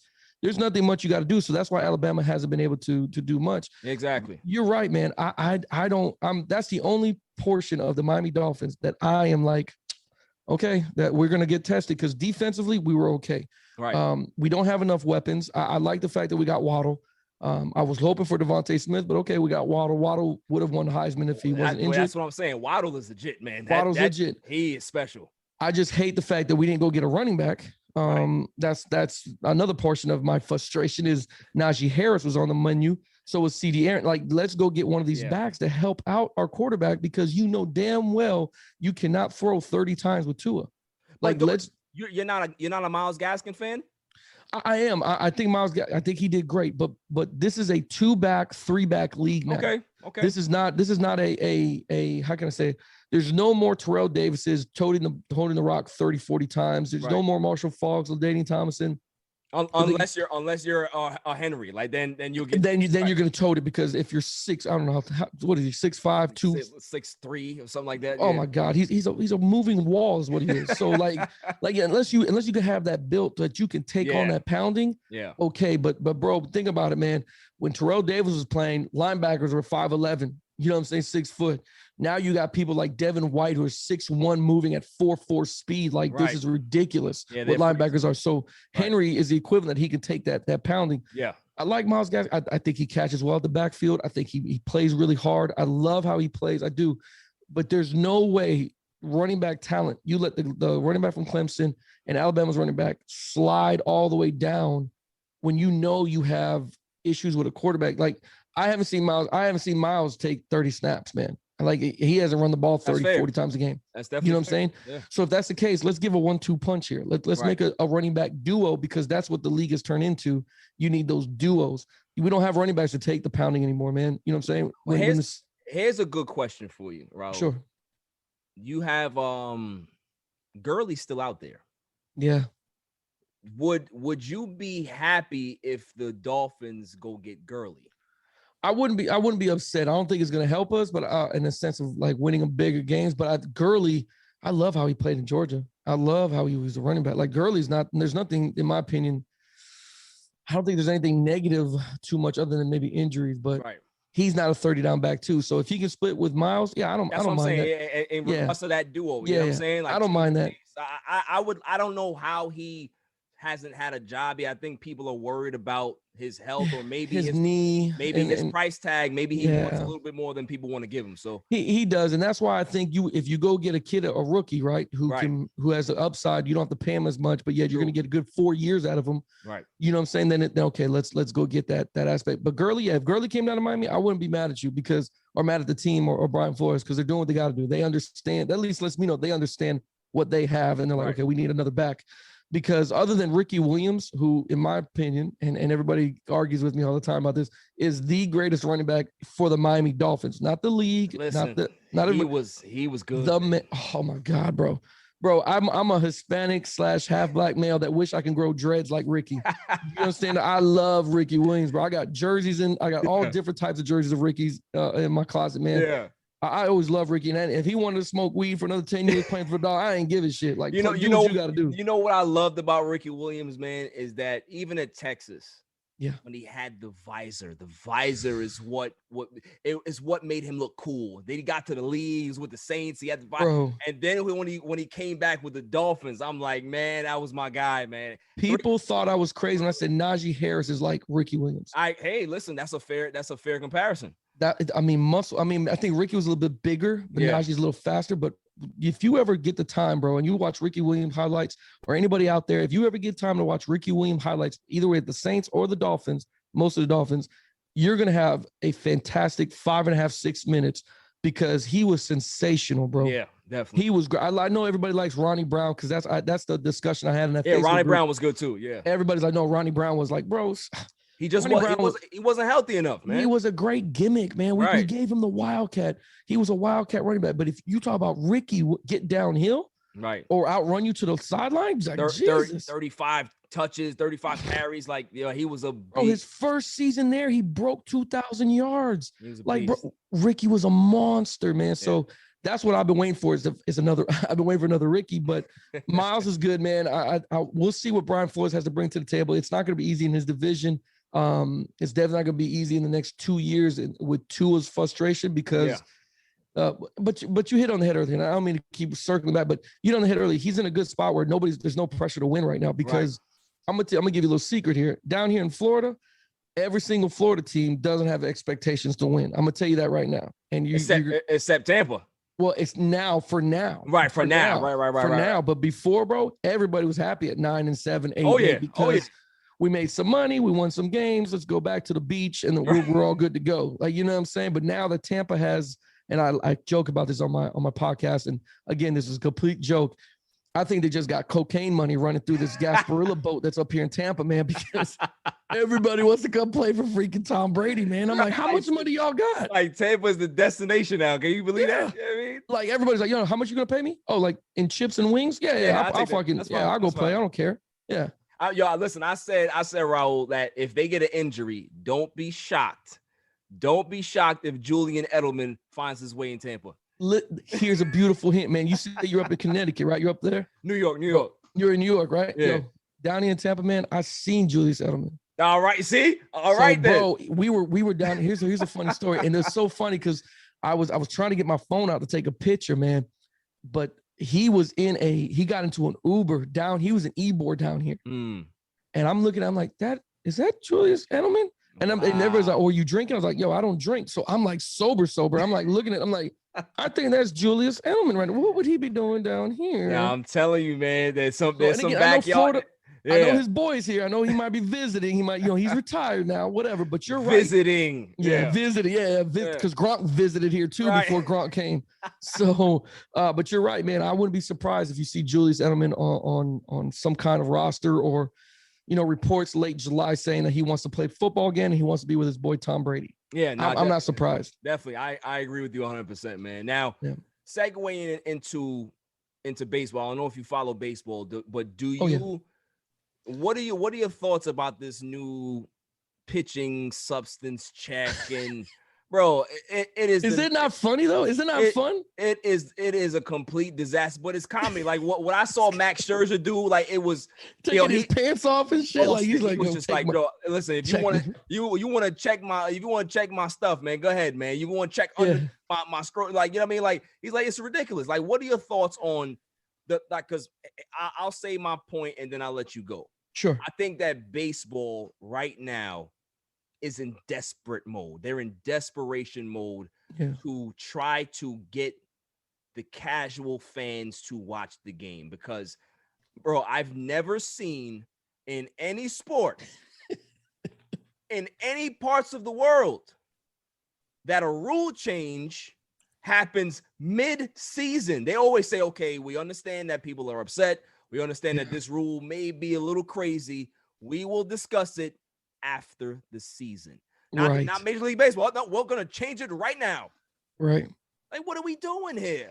So that's funny, man, that you say that, because we talked about the NBA rule earlier, right? Yeah. Could you imagine if they put that rule in right now at the playoffs? Bro, that would be the equivalent of like, what the hell is going on right now? With these crybabies in the league, they would have been crazy.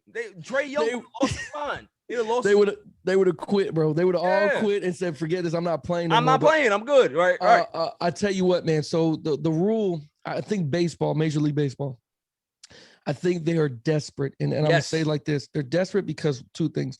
They do not want a repeat of what happened with the Houston Astros. Okay. They don't want something cheating to happen that they probably caught mid-season, or they probably got worried about. You know what I'm saying? But here's the thing. I just want to interject. Yeah, go ahead. Yeah. Like, baseball has always been dirty. They have a long history of dirtiness. So it's like, for them to behave this way, it's like, I just don't get it. Go ahead. Bro, you hit it on the head. Baseball's always, listen to me. Even Little League Baseball is dirty. Right. Like Little League Baseball is all rough. about getting the advantage. Exactly. Listen, I didn't want to coach, but I had to coach my son's baseball team with two other coaches. Yeah. And I've coached high school football. I've been in playoff games. I have never been that more intense in a Little League baseball game than I have like, bro, I'm sitting here legit like, I think these people are going to fight. Like, what is going on? Right. Baseball's a thinking man's game, but you're right. It's always been some way of getting some kind of advantage or something happening. Right. The rule change is ridiculous, in my opinion. I think it's crazy to do it mid-season. I think you do it during the off-season. Talk about it. Absolutely. Like every other goddamn professional sport does.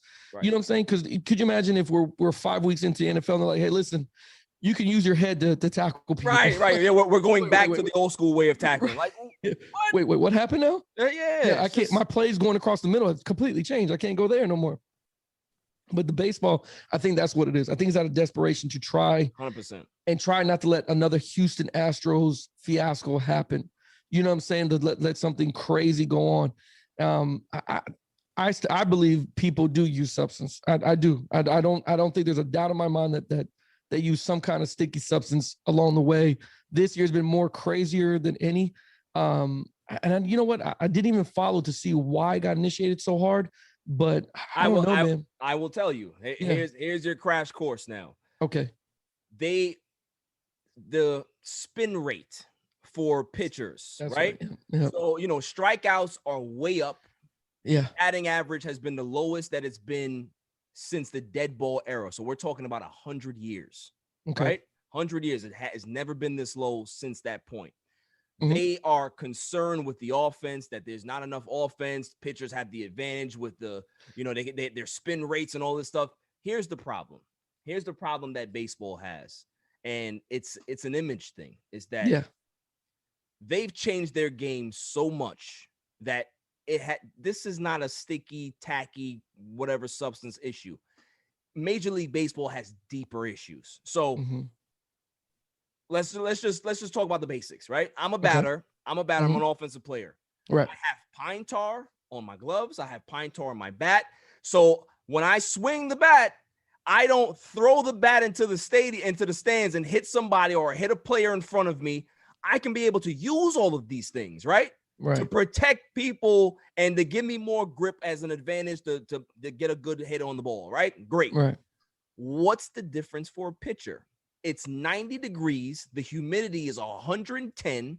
Some people's hands are sweatier than others. I've seen baseball players be able to stick the ball right in their palm because of sweat. That's what I'm saying. So right. So now you're telling these guys, remember back in 25 years ago, baseball was not, or pitching was not about who can throw the hardest. It was about control, hitting your spots, controlling the game. Now everybody, if you're not throwing 98 miles an hour, you can't be a pitcher in Major League Baseball. So guys are throwing faster.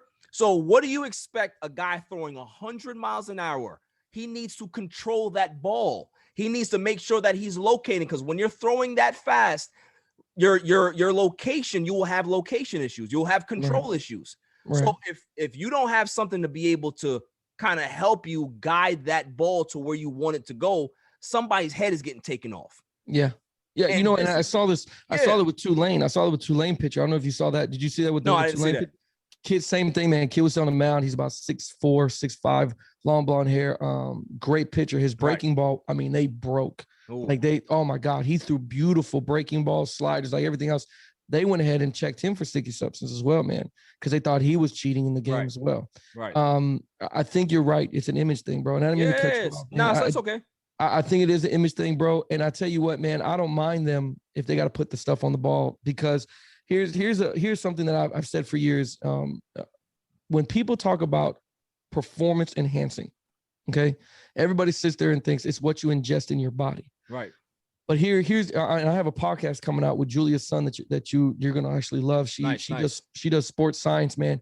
And we talked about this, man. She sat there and broke it down to me. So basically, like this: did you know there was a Kenyan runner who ran a marathon in under 2 hours? Wow. So people thought that he was taking performance enhancing things to make him run faster, when in fact it was his shoes. He went and got lighter shoes, better shoes that gripped. That literally, when they tracked him on the sports science side of it, he ran his mile at least a minute faster, 2 minutes faster. Right. So the question becomes, is that not performance enhancing? Because back in the Olympics, Michael Phelps used to wear a Speedo suit, a full body one, instead of just the one around his waist.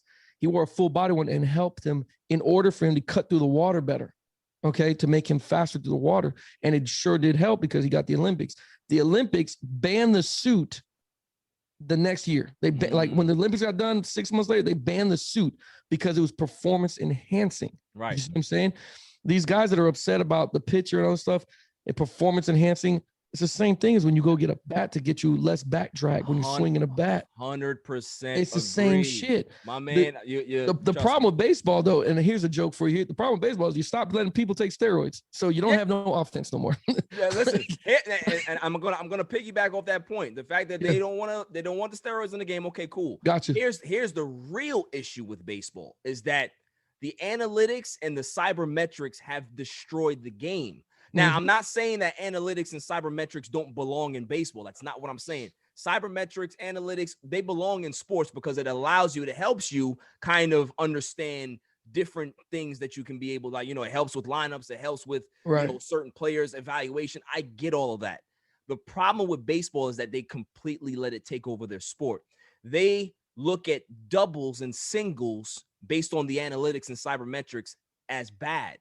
A home run is better, right? So what they started to do was they started to teach guys at the lower levels, stop hitting doubles, stop hitting singles, start swing for the fence. Start swinging for the fences. So now you have more guys hitting home runs. You got guys who are like average players knocking in 35 home runs a season when it shouldn't be that way, but they're striking out 200 times a year. So they told guys it's okay to strike out just as long as you hit home runs and you get on base. That's not baseball. Baseball is about manufacturing runs, bunting over, stealing bases, getting singles and doubles, situational hitting.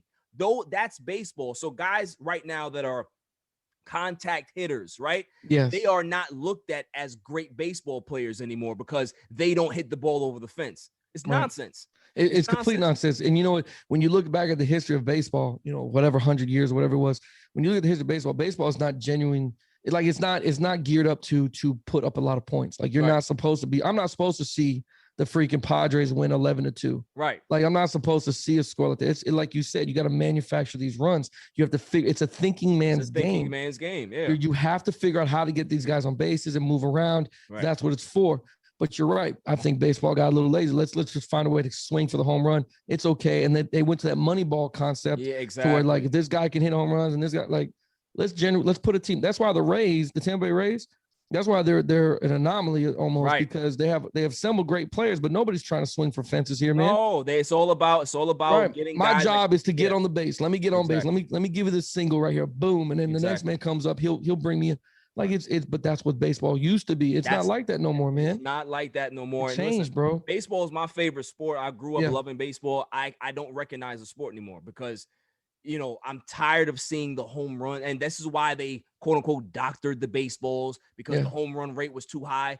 That's not the issue. The issue is that you need to let these guys go back to hitting school and learn how to hit a baseball. Like, for the life of me, Raul, it doesn't make sense. You got guys that doing the defensive shift, right? So everybody's over to the right side, like it's little league, like it's 4-year-olds playing baseball. The whole right side, the whole left side, third base is open, and a guy can't hit it down there. They used to tell you in instruction baseball, you knock the ball to third, knock it to second, knock it to first, so guys can be able to get their fielding opportunities in practice.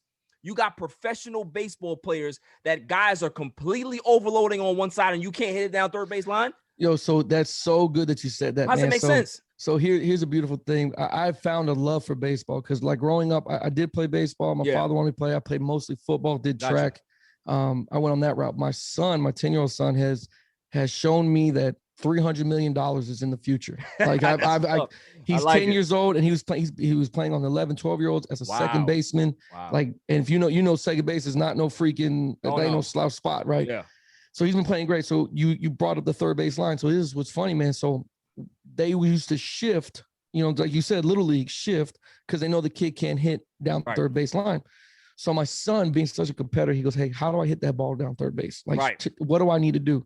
I said, "Well, that's easy. Put your left foot back. That's it. Just scoot your left foot back. That's it. And when you swing, that your natural swing is going to take you down third base." He goes, "Perfect." Right. Yo, listen, man, my son got up there and he took like 3. It went 3-2 full count, and he's trying to get it down third base. The umpire didn't know the rules, but he looks up at me and he shakes his head. This dude sits there and then puts his foot damn near out the box, right? And swings and finally gets a chopper over that. He ran home when they threw the ball back to the pitcher. He asked for that ball. He wanted that ball. Right. That meant more to him than going to hit a home run. Right. Like he was able to hit it. Because he hit it where he wanted to. When he wanted to hit it, man. It was great. And that is going to follow him because he can understand that, listen, that is what's called situational hitting. Bro, I got one more short story for you, and I don't mean to blow. Like, I'm so proud of. Well, because the kid, like he blew my mind. Like I didn't know he could play baseball this freaking good. Like he blew my mind, bro. He takes on his second time at bat on another game. Pitcher threw a wild one. It's little league. It happens, man. Hit him right in the forearm, right where the elbow connects. And he's telling me like I can't move my arm, like it hurts, like really bad. I said, let's go to the hospital, go to X-ray. He goes, no, I want to finish. I see his elbow swelling up. Oh, man. His mother's in the stands. She's like, okay, he's got to come. She's a nurse. She's like, let's go. And I'm like, kid doesn't want to go. His third time at bat, bro. He walks up there and he's trying to take his practice swings, and he can't move his left elbow. Like it's swollen to the point where he can't extend it. Flex it. Yeah.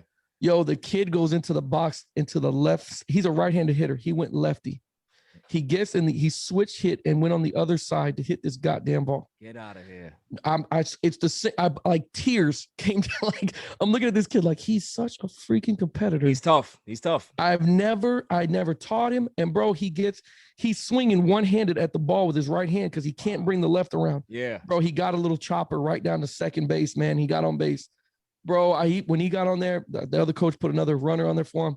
bro, I've never been so proud as a father. So you said you have a Tough. 4-year-old son. When when you see stuff like that, bro, you're gonna, I'm telling you, man, you're gonna freaking cry when you see stuff like that, man. Listen, and shouts to him, man. Shouts to your son for that. Like he's building character. He's showing that doesn't matter, even if he, God forbid he doesn't make it to the major leagues or whatever. Like that's a tough kid, and he's gonna grow up to be a tough man because he's I want him to be like what you said, though. I want situational. I want old school stuff teachings to this kid because there's a reason why it works. There's a reason why all these old fundamental things, you can change the game all you want in basketball, baseball, football, but the old school will never go away because the fundamentals of a game. Fundamentals don't go away, bro. They don't, you can't get away from it. It'll always be that way. Even in basketball, you got these guys that are high flyers. They want to dunk and do all this stuff, but the fundamentals are about footwork. It's about learning how to lay up, learn about finishing, proper form, all of these things. That's the basics of the game. Understanding what is in front of you. Those things don't go away. Like you can be able to put bells and whistles on any sport. Those things don't change. And the thing is, baseball, they got away from what was great. Baseball is a different sport than hockey, than football, than basketball. It's about those moments. It's about creating those moments. And what I'm seeing, these guys, the batting averages are down, Raul, because these guys don't know how to hit. That's what it. That's all it is. That's all it is. Right. The fundamental of it has nothing to do with these hitters' spin rate and all this sticky crap that's on the ball. They just don't know how to hit a baseball anymore. They've been taught, well, if I'm not hitting a home run, then what do I do? Like, where do I go with? Like, they don't know. They have no idea. Yeah, and you're hitting, like, bro, you're hitting 1,000. Like, you're absolutely right. Like, they sit there and they don't teach those. And again, I see the guys working on it, I see it, but you're right. Like, be happy with, if you're a guy that hit a singles, hit the single. Get on base, man. Like, win the game that way. You don't have to be this Mark McGwire, Sammy Sosa type of guy. Like, that era is gone. Like, I haven't seen a hitter like that, of those guys' caliber, in a long time, but yet everybody's trying to be them, to the point where, well, now you're sacrificing the game of baseball. Like, what are we, and how much are we going to take? You know what I'm saying? So you're right, man. You're right, bro. Definitely. So I like to play rapid fire with my guests before I let you get out of here, Raul. I've been dreading this the whole time, bro. And I don't know how this is gonna work, but yeah, let's do it, bro. Yeah, listen, man. People have told me that my rapid fire is brutal. So let's see. How many seconds do I have? Do I have like 2 seconds? Nah, you have as much time as you want. Okay. Okay. It's just the questions that I ask. They're a little tough. Oh shit. Okay. All right. Let's do it. So let's start with basketball first. Okay. All right. Better defender. We have Dennis Rodman or Draymond Green. Oh, Dennis Rodman. You going Rodman? I go Rodman just because of the fact of, there was, in my opinion, man, there's nobody that played harder at that position. Definitely. Draymond does a good job. I'm not going to take away nothing like from him, what he does. Rodman, it's more than just crashing the boards. It was more than the rebound. It was more than the blocks. I mean, you saw Rodman diving for basketballs into the stands. You saw Rodman, hustling. If they told Rodman, this is who you're guarding, like I told you with Patrick Beverly, Rodman went. If the guy went to the bathroom, Rodman was with him. You know what I'm saying? If he sat on the bench getting Gatorade, Rodman was right next to him. Facts. I love how he played, and he played aggressive. I love aggressive defenders. I'm with you 100%, man. I go Rodman too. Better defender, Kawhi Leonard or Scottie Pippen? God. Oh, that's such a good one, man. Kawhi is good, man. The claw, man. I gotta go with Scotty. Because as I'm sitting here remembering, man, I mean, Kawhi Leonard has had to cover a lot of Hall of Famers. You know what I'm saying? And guys that he's gone up against LeBron, and they call him, the LeBron equalizer or whatever. But Scotty, man, it's something to, like, I don't see guys hustle from one end to the other, like the old school guys do, like LeBron does, like Patrick Beverly does. Like, I love Scotty would hustle his ass off, man. And again, you're mentioning Bulls players, because if they didn't hustle, Michael was going to ream them on the goddamn airplane. They were fighting. Yeah. Into your house, like he following in your car, like he's gonna yell at you. So I'd go Scotty, man. Definitely. All right. Cool. Okay. Better pure passer. We have John Stockton or Steve Nash. Steve Nash. You going Nash? Okay. I going Nash, man. Listen, man, they showed the pictures of Nash, but I watched the game when Nash broke his nose, man. When Nash broke his nose, and that thing was, I mean, it was way worse than what Booker had, but when he broke his stuff, right? Like I love Hearts of Champions. Like, you know what I'm saying? Steve Nash passing was, I mean, what's the other guy, man? You know, now that we're thinking about passers, Mr. Elbow, Jason Williams. Oh, Jason Williams, yeah. God, I love him too, man. But Nash, I'll take Nash over Stockton because Stockton only passed it to one guy, which was Malone. Like, come on, man, don't disrespect my man Stockton. Stockton was good, but Nash Stockton had a little flair man. with it. Stockton had flair. He did great. But Nash, man, I don't know. Seeing that guy's hair coming down the court, flipping around, man. You know what I mean? He was a tough guy. I would go Steve Nash, man. Okay, cool. Let's see. Better point guard, Chris Paul or Jason Kidd? That's the one that stumped me. I was good until that damn point. I was good up until this freaking point of the podcast. This is the one you got to cut out. No, you know what, man? Wow, Chris Paul, Jason Kidd, man. Because Jason, when he was in his heyday, boy. Money, he was the man. Oh my God, he was the man, bro. Like I remember wanting to be like him sometimes, like trying to play like that dude. Right. Yeah, man. I'm no disrespect to Chris Paul, no disrespect to what he did when he frustrated me the other night. But I'm gonna go with Jason Kidd. Man. I'm with you, Raul. I love Kidd when he played, man. I did, man. He was special. He really was. Now here's another one. This might be a little tough one for you, or maybe it may be easy for you. Oh shit, this is the tough one. I thought the last one was a tough one. Okay, what we got? Better hybrid guard. Now I'm gonna explain what a hybrid guard is. Okay. You know, guys that play the point guard position, but they're not necessarily point guards, right? Like they can be able to play off the ball. They're a little bit more dominant off the ball. Who would you rather have? Allen Iverson or Steph Curry? Oh my God. You're right. This one sucks. Oh my God. Yo, AI was that guy though, wasn't he? He was that dude, man. AI was that dude, man. Steph does good too, though, man. Shit. And I think AI is a lot faster than Steph too, man. Yeah, Steph's a better shooter, but definitely, yep. No, man, I'm gonna go. I can't do that, man. Because if I go back to the barbershop after they hear the podcast or some shit, they're gonna sit there and then they're gonna cut my kid's hair all kind of messed up. You know what I mean? Like they go Zeke their lines up and stuff like that. Get your kids out of here. Yeah, get your kids out of here, and they're gonna put like Steph Curry's name or something in it. But I'm gonna go with Allen Iverson, man, just because what he brought, the intensity. Yes, it was the first time, and I know this sounds crazy. Hip hop and basketball have always gone hand in hand, but that was the first guy that I remember that really embodied it. You know what I'm saying? Yes. Yep. And I remember always want to be like AI, the answer. You know what I'm saying? Absolutely. I loved AI growing up, so I go with Allen Iverson, man. I love his flair, man. That's a good one. I respect that one. All right. That was a good question, man. Thank you, man. That was a good question. Better shooter. Oh shit. Ray Allen or Reggie Miller? So I see what you're doing here, man. You started easy, bro. These are getting tough as we get through these guys. This rapid fire is no joke, man. No joke, man. This is real shit, right? Real stuff here. Okay, so oh my God. I don't know, man. I'm gonna be biased, man. I'm gonna be completely biased. This is all your answer. I'm not gonna contest you. Okay, good. Okay. I'm gonna be biased because I Ray Allen, what he did for us at Miami Heat. You know what I'm saying? I loved him there. I loved him. I've watched him. You know, this is Julius Ellsworth. You remember? So, right. It's Jesus Ellsworth. Yeah, this is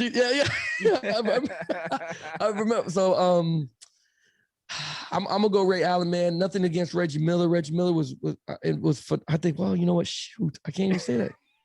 I can't even say that, man. That's so hard of a question, man. Because it's a bad one. It's a good one, man. Because Reggie, I mean, his sister was even bad. You know what I'm saying? Right. No, I got to switch it up. I love you, Ray. I love you, Ray. He did everything for us. Reggie Miller. Because I got to go. I can't go with my heart. I got to go with sport knowledge. You know what I'm saying? If you go with your heart when you do these comparisons, people eat you alive. Right. So Reggie Miller is in my mind better than Ray Allen in shooting. Definitely. All right. Two more, and then we'll move the football. Oh, better big three. The Miami Heat with the Miami Heatles with LeBron, Wade, and Bosh, or Golden State's big three with Steph, Clay, and KD.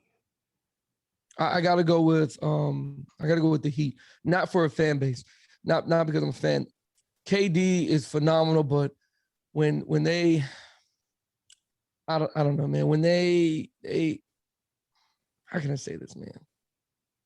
I think they caught us in a bad time too. Like D Wade's knees were blown out. Like, yeah. We weren't doing anything completely. Bosch was, he had blood clots and stuff, man. He wasn't what he was.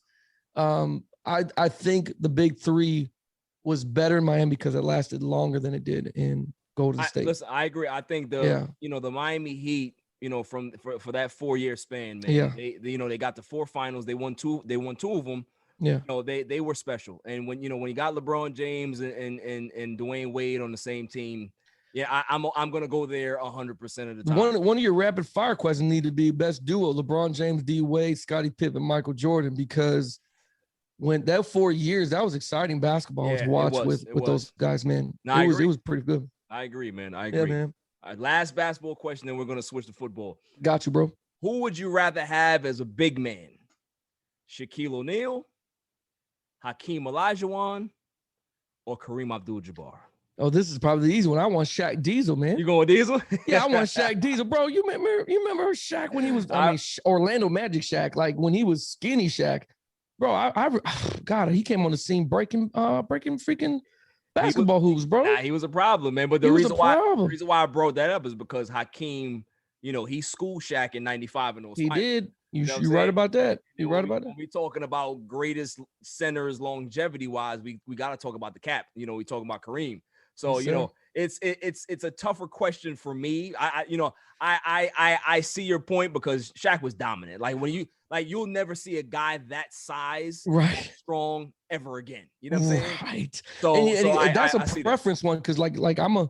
Like as you could tell, I'm a dominant kind of like I'm a dominant guy. Like I want to pose my will on people. Right, you know what I'm saying? Yeah. No, nothing to the other players, but Shaq was a problem, man. You were not gonna body up on him easily. You know what I'm saying? And he was gonna dominate you. Facts. It was demoralizing a little bit, but yeah, definitely. All right, let's move to football. Sure. Who would you rather have as a quarterback? Oh, if you say Tua, I'm out of here. Go ahead. Dan Marino, Peyton Manning, or Tom Brady? Tom Brady. You're going for and I'm a Miami Dolphin fan. The only reason I say that is because Dan Marino was so stubborn in those years. Yeah. If Dan Marino even offered the opportunity to have a running back like Ricky come into Miami to help the Dolphins, we win 2 Super Bowls. Like when we had Patrick Surtain, we had Zach Thomas, Jason Taylor, like we had a dominant freaking defense that Jimmy Johnson built later on. And then before then, when Don Shula's last 4 years, we were starting to build a huge defense to really make a run for it. Right. And everybody else in the league has been kind of like dropping off because that's when you got to remember that's when Jim Kelly started coming down and Frank Wright took over. Yeah. The Jets quarterback, I think his name was Testaverde. He went over to the Browns or something. Like we were starting to become we could dominate in our division and we could have won. But Dan Marino was stubborn. Peyton Manning, he's a good one, but if we're talking championships, I gotta go with old Tommy boy because Tom is showing me year in and year out that he can adapt to any player on his team.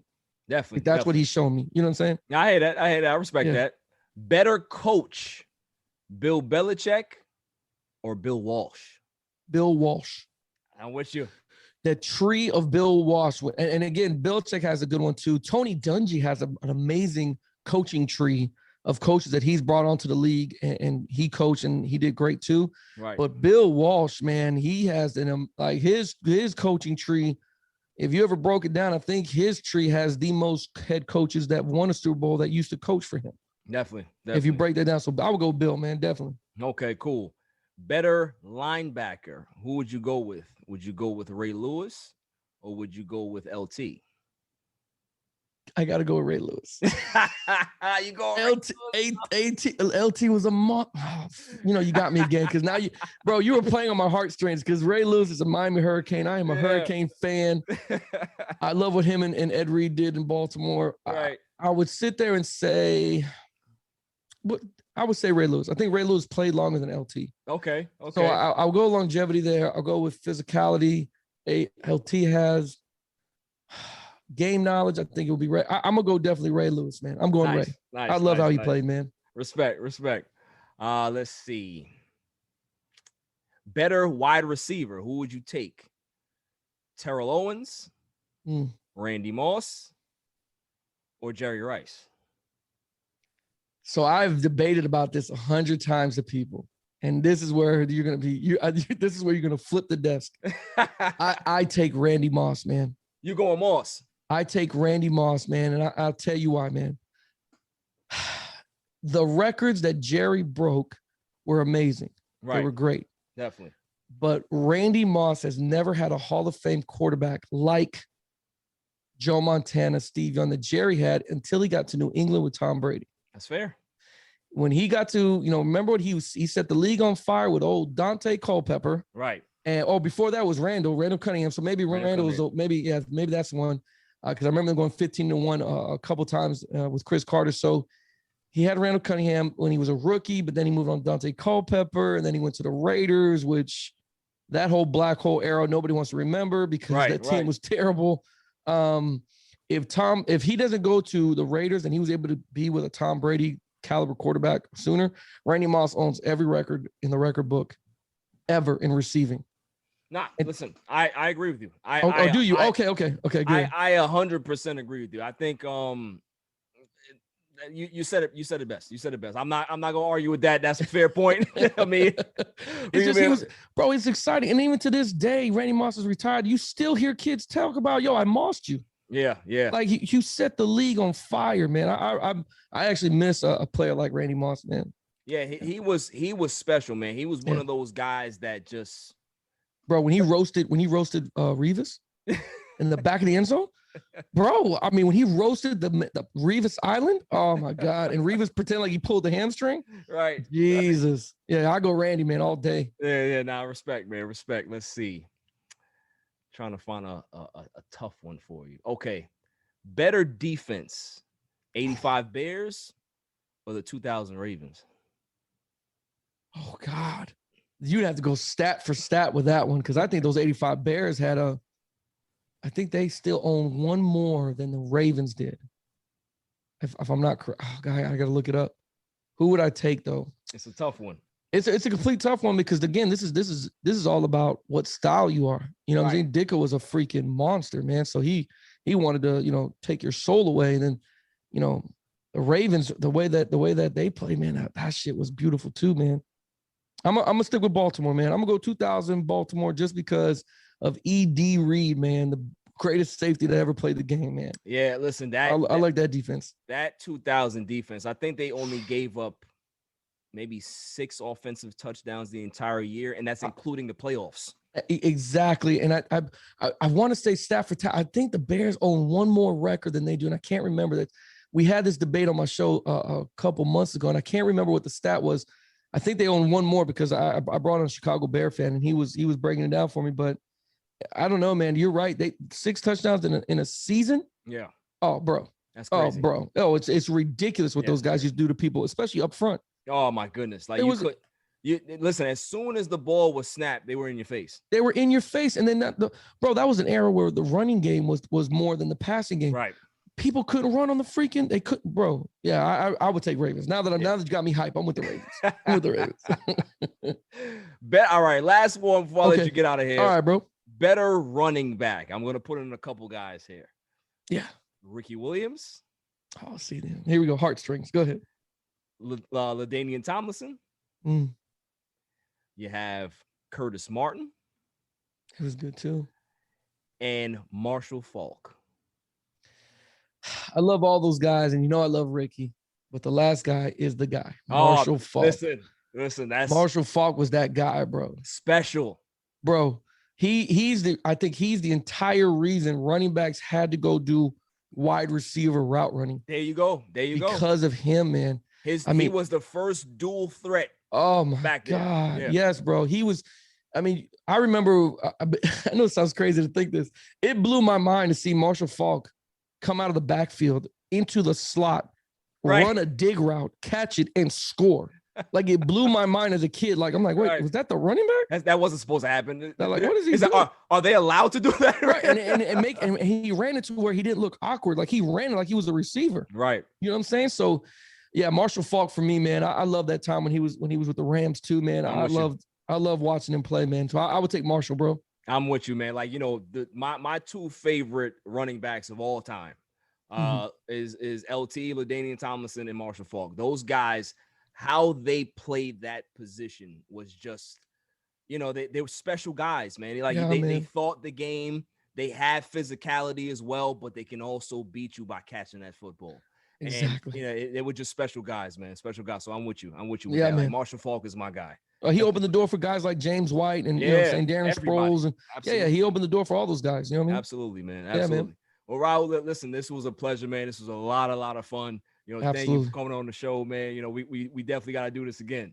But listen, man, I'm available whenever you need me, bro. Whenever you want to, you're more than welcome to jump on with me. I got a couple guys, boys from the Bay. These are guys that I grew up with since I was 14 years old, man.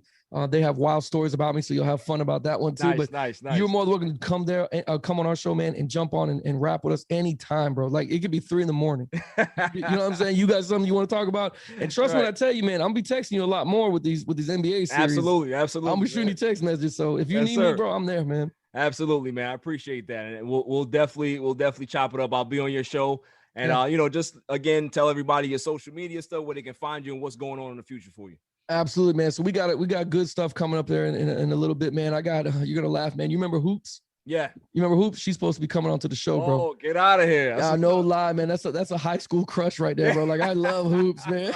Yo, everybody did. Everybody loved Hoops, man. I think I still got the Maximum magazine that she was in it, bro. But she's supposed to be coming on the show in about 2 weeks. She's filming right now, so she's gonna be coming on the show. I also have betting gurus that have opened up betting what do you call it? I guess you get corporates or whatever. These guys are making buku money betting on sports, and I'm gonna have them come on. And I'm also having on in 3 weeks. You're gonna laugh. The guy that streaked at the Super Bowl, he is gonna be coming onto the podcast as well, man. That's what's up, man. Yeah, because I gotta ask this dude a whole bunch of silly shit. Like, this is ridiculous how he did it. But I got that going on. If you guys want to follow us on Instagram, it's On the Clock Radio. Same thing for Facebook. We have Facebook groups called OTC Sports. You could jump on there and debate us. I have a big good following on there that everybody debates, and that's where I got reamed for the whole Chris Paul thing. And then if you want to email me, man, ontheclock20@gmail.com. Shoot me an email, man, and let me know if you want to jump on the show, because I'm a guy that you don't have to have a podcast. If you're just a person that wants to talk sports, jump on there and talk to me, man. I'm happy with doing that with anybody. You know what I'm saying? So that's definitely hit me up whenever, man. Definitely, man. So like I said, man, this was a pleasure, man. You know, keep doing your thing. Like you definitely creating a following, a base out there. Your show was great. You know, you're very opinionated like myself. So I like to hear guys that stick to their guns, that know their stuff, and that have a passion for it. And you really have a passion for this, man. So absolutely, man. You too, bro. So again, seriously, man, I know we say it because I'm dead serious, man. You need me, I'm there, bro. I got you, bro. Appreciate you, man. Thank you so much. No problem, man. I'd like to thank my man RAUL LEZCANO for coming on the show. Dude's definitely funny, man. Knows his stuff. So shouts to him. Shouts to On the Clock. Keep doing your thing down there. Coming up after the break, the greatest segment on the planet, Dummy of the Week. On a Saturday. It's All Even. This is Cigar Gents and Gals. Just want to give a shout out to All Even Podcast, the best sports podcast out there. Keep up the amazing work. Also check us out at cigargentsandgals.com. We're everyday apparel for cigar smokers. Let's get it. What's going on? What's up with you? It's your boy, the Candyman, the ALFRE to the D. It's your boy, Alfred from the Rap Lab Podcast. And it's the one and only True G. Just call me the QG from the Rap Lab Podcast. And you tuned in to All Even with Barry Grant. Boy, that shit crazy. Welcome back, y'all. So without further ado, the greatest segment on the planet, Dummy of the Week. Dummy, yeah. We pick candidates on Tuesday and Saturday, and then we pick the winner on that Saturday show. So, who is my winner for Dummy of the Week? May I have the drum roll, please?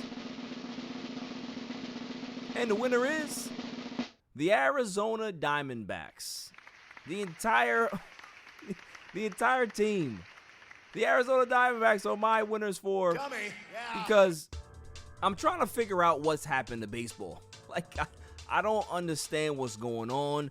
I guess the upside down, bizarro world is not just in the NBA. It's going on in baseball as well. The Arizona Diamondbacks played the Milwaukee Brewers this week, and a guy on the Brewers comes to the plate, gets a single. They had a guy on second base. His name is Daniel Vogelback. So he's running around to score, right? And somehow he tears a hamstring or something's going on with him and he can't run around the bases anymore, right? So instead of throwing it home, the center fielder is looking at Vogelback as he's limping, literally walking to home base. And people are telling him to throw the ball, and he refuses to throw the ball. Vogelback literally just hobbles and touches the plate and scores. You can't make this up. This is not Little League. This is not some little kid out there that, kind of lost his way and doesn't understand what's going on. These are professional baseball players that get paid to throw the ball and to make these decisions very easily. Oh, guy's running to home, you throw it home. Guy trips running past third base, you got the advantage, you throw home. The dude refused to throw it. It's like he felt sorry for Vogelback. Like, what are we doing? This is a sport. His teammates looking at him like, yo, my man, what are you doing?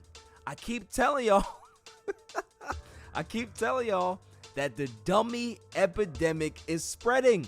It's spreading. Some idiot must have touched that center fielder, and now he's afflicted. Now he has a dummy contagion, and he can't get it off. He can't get it off. He sees Vogelback running past the third base line and starts to grab his leg because he can't feel it anymore. And he was like, yeah, I don't know what to do here. I don't know if I should throw the ball. Should I run and try to tag him? Do something. Just don't stand there.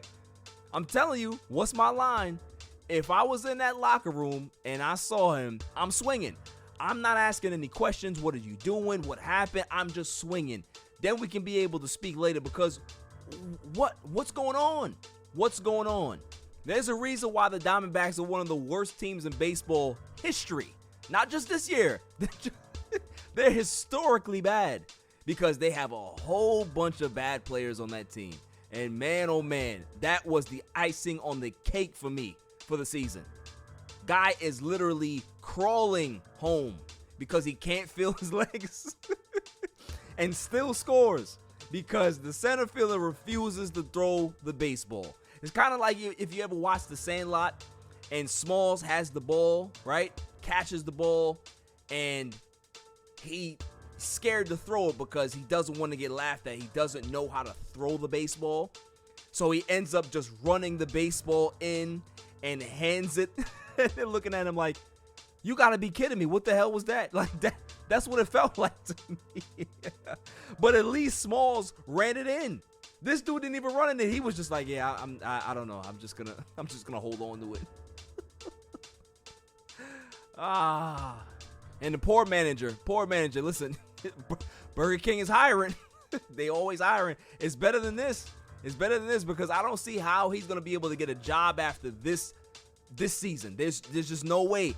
This team is so bad that every coach on this staff will probably get blackballed. It's like, oh, yeah, that dude coached the Diamondbacks that couple years. No. We don't want no parts of him. He was a pitcher. No. Oh, he was the instructor. No. We don't want no one. If you even say he came from no. We don't want him. And to add insult to injury, they lose the game 5-0. So they don't even score. They don't even score. They can't throw. They don't score. Nothing. I feel bad for these dudes, man. I really do. But then again, I don't feel bad. I don't feel bad because y'all are millionaires. Y'all are fine. You should know better. You should know how to throw the ball. Damn that. No excuses. So the Arizona Diamondbacks, you guys have done a lot of losing. But you're finally winners today. for Dummy of the Week. That's all for this show. That's all for this week. I'll see you guys on Tuesday. Until then, stay safe, stay cool. Peace. You can catch me on Instagram and Twitter at All Even Podcast. Listen to the show on Podbeam, Amazon Music, Spotify, and wherever you find your podcasts available. And check out my YouTube channel, All Even Podcast. And don't forget to like, share, and hit that subscribe button.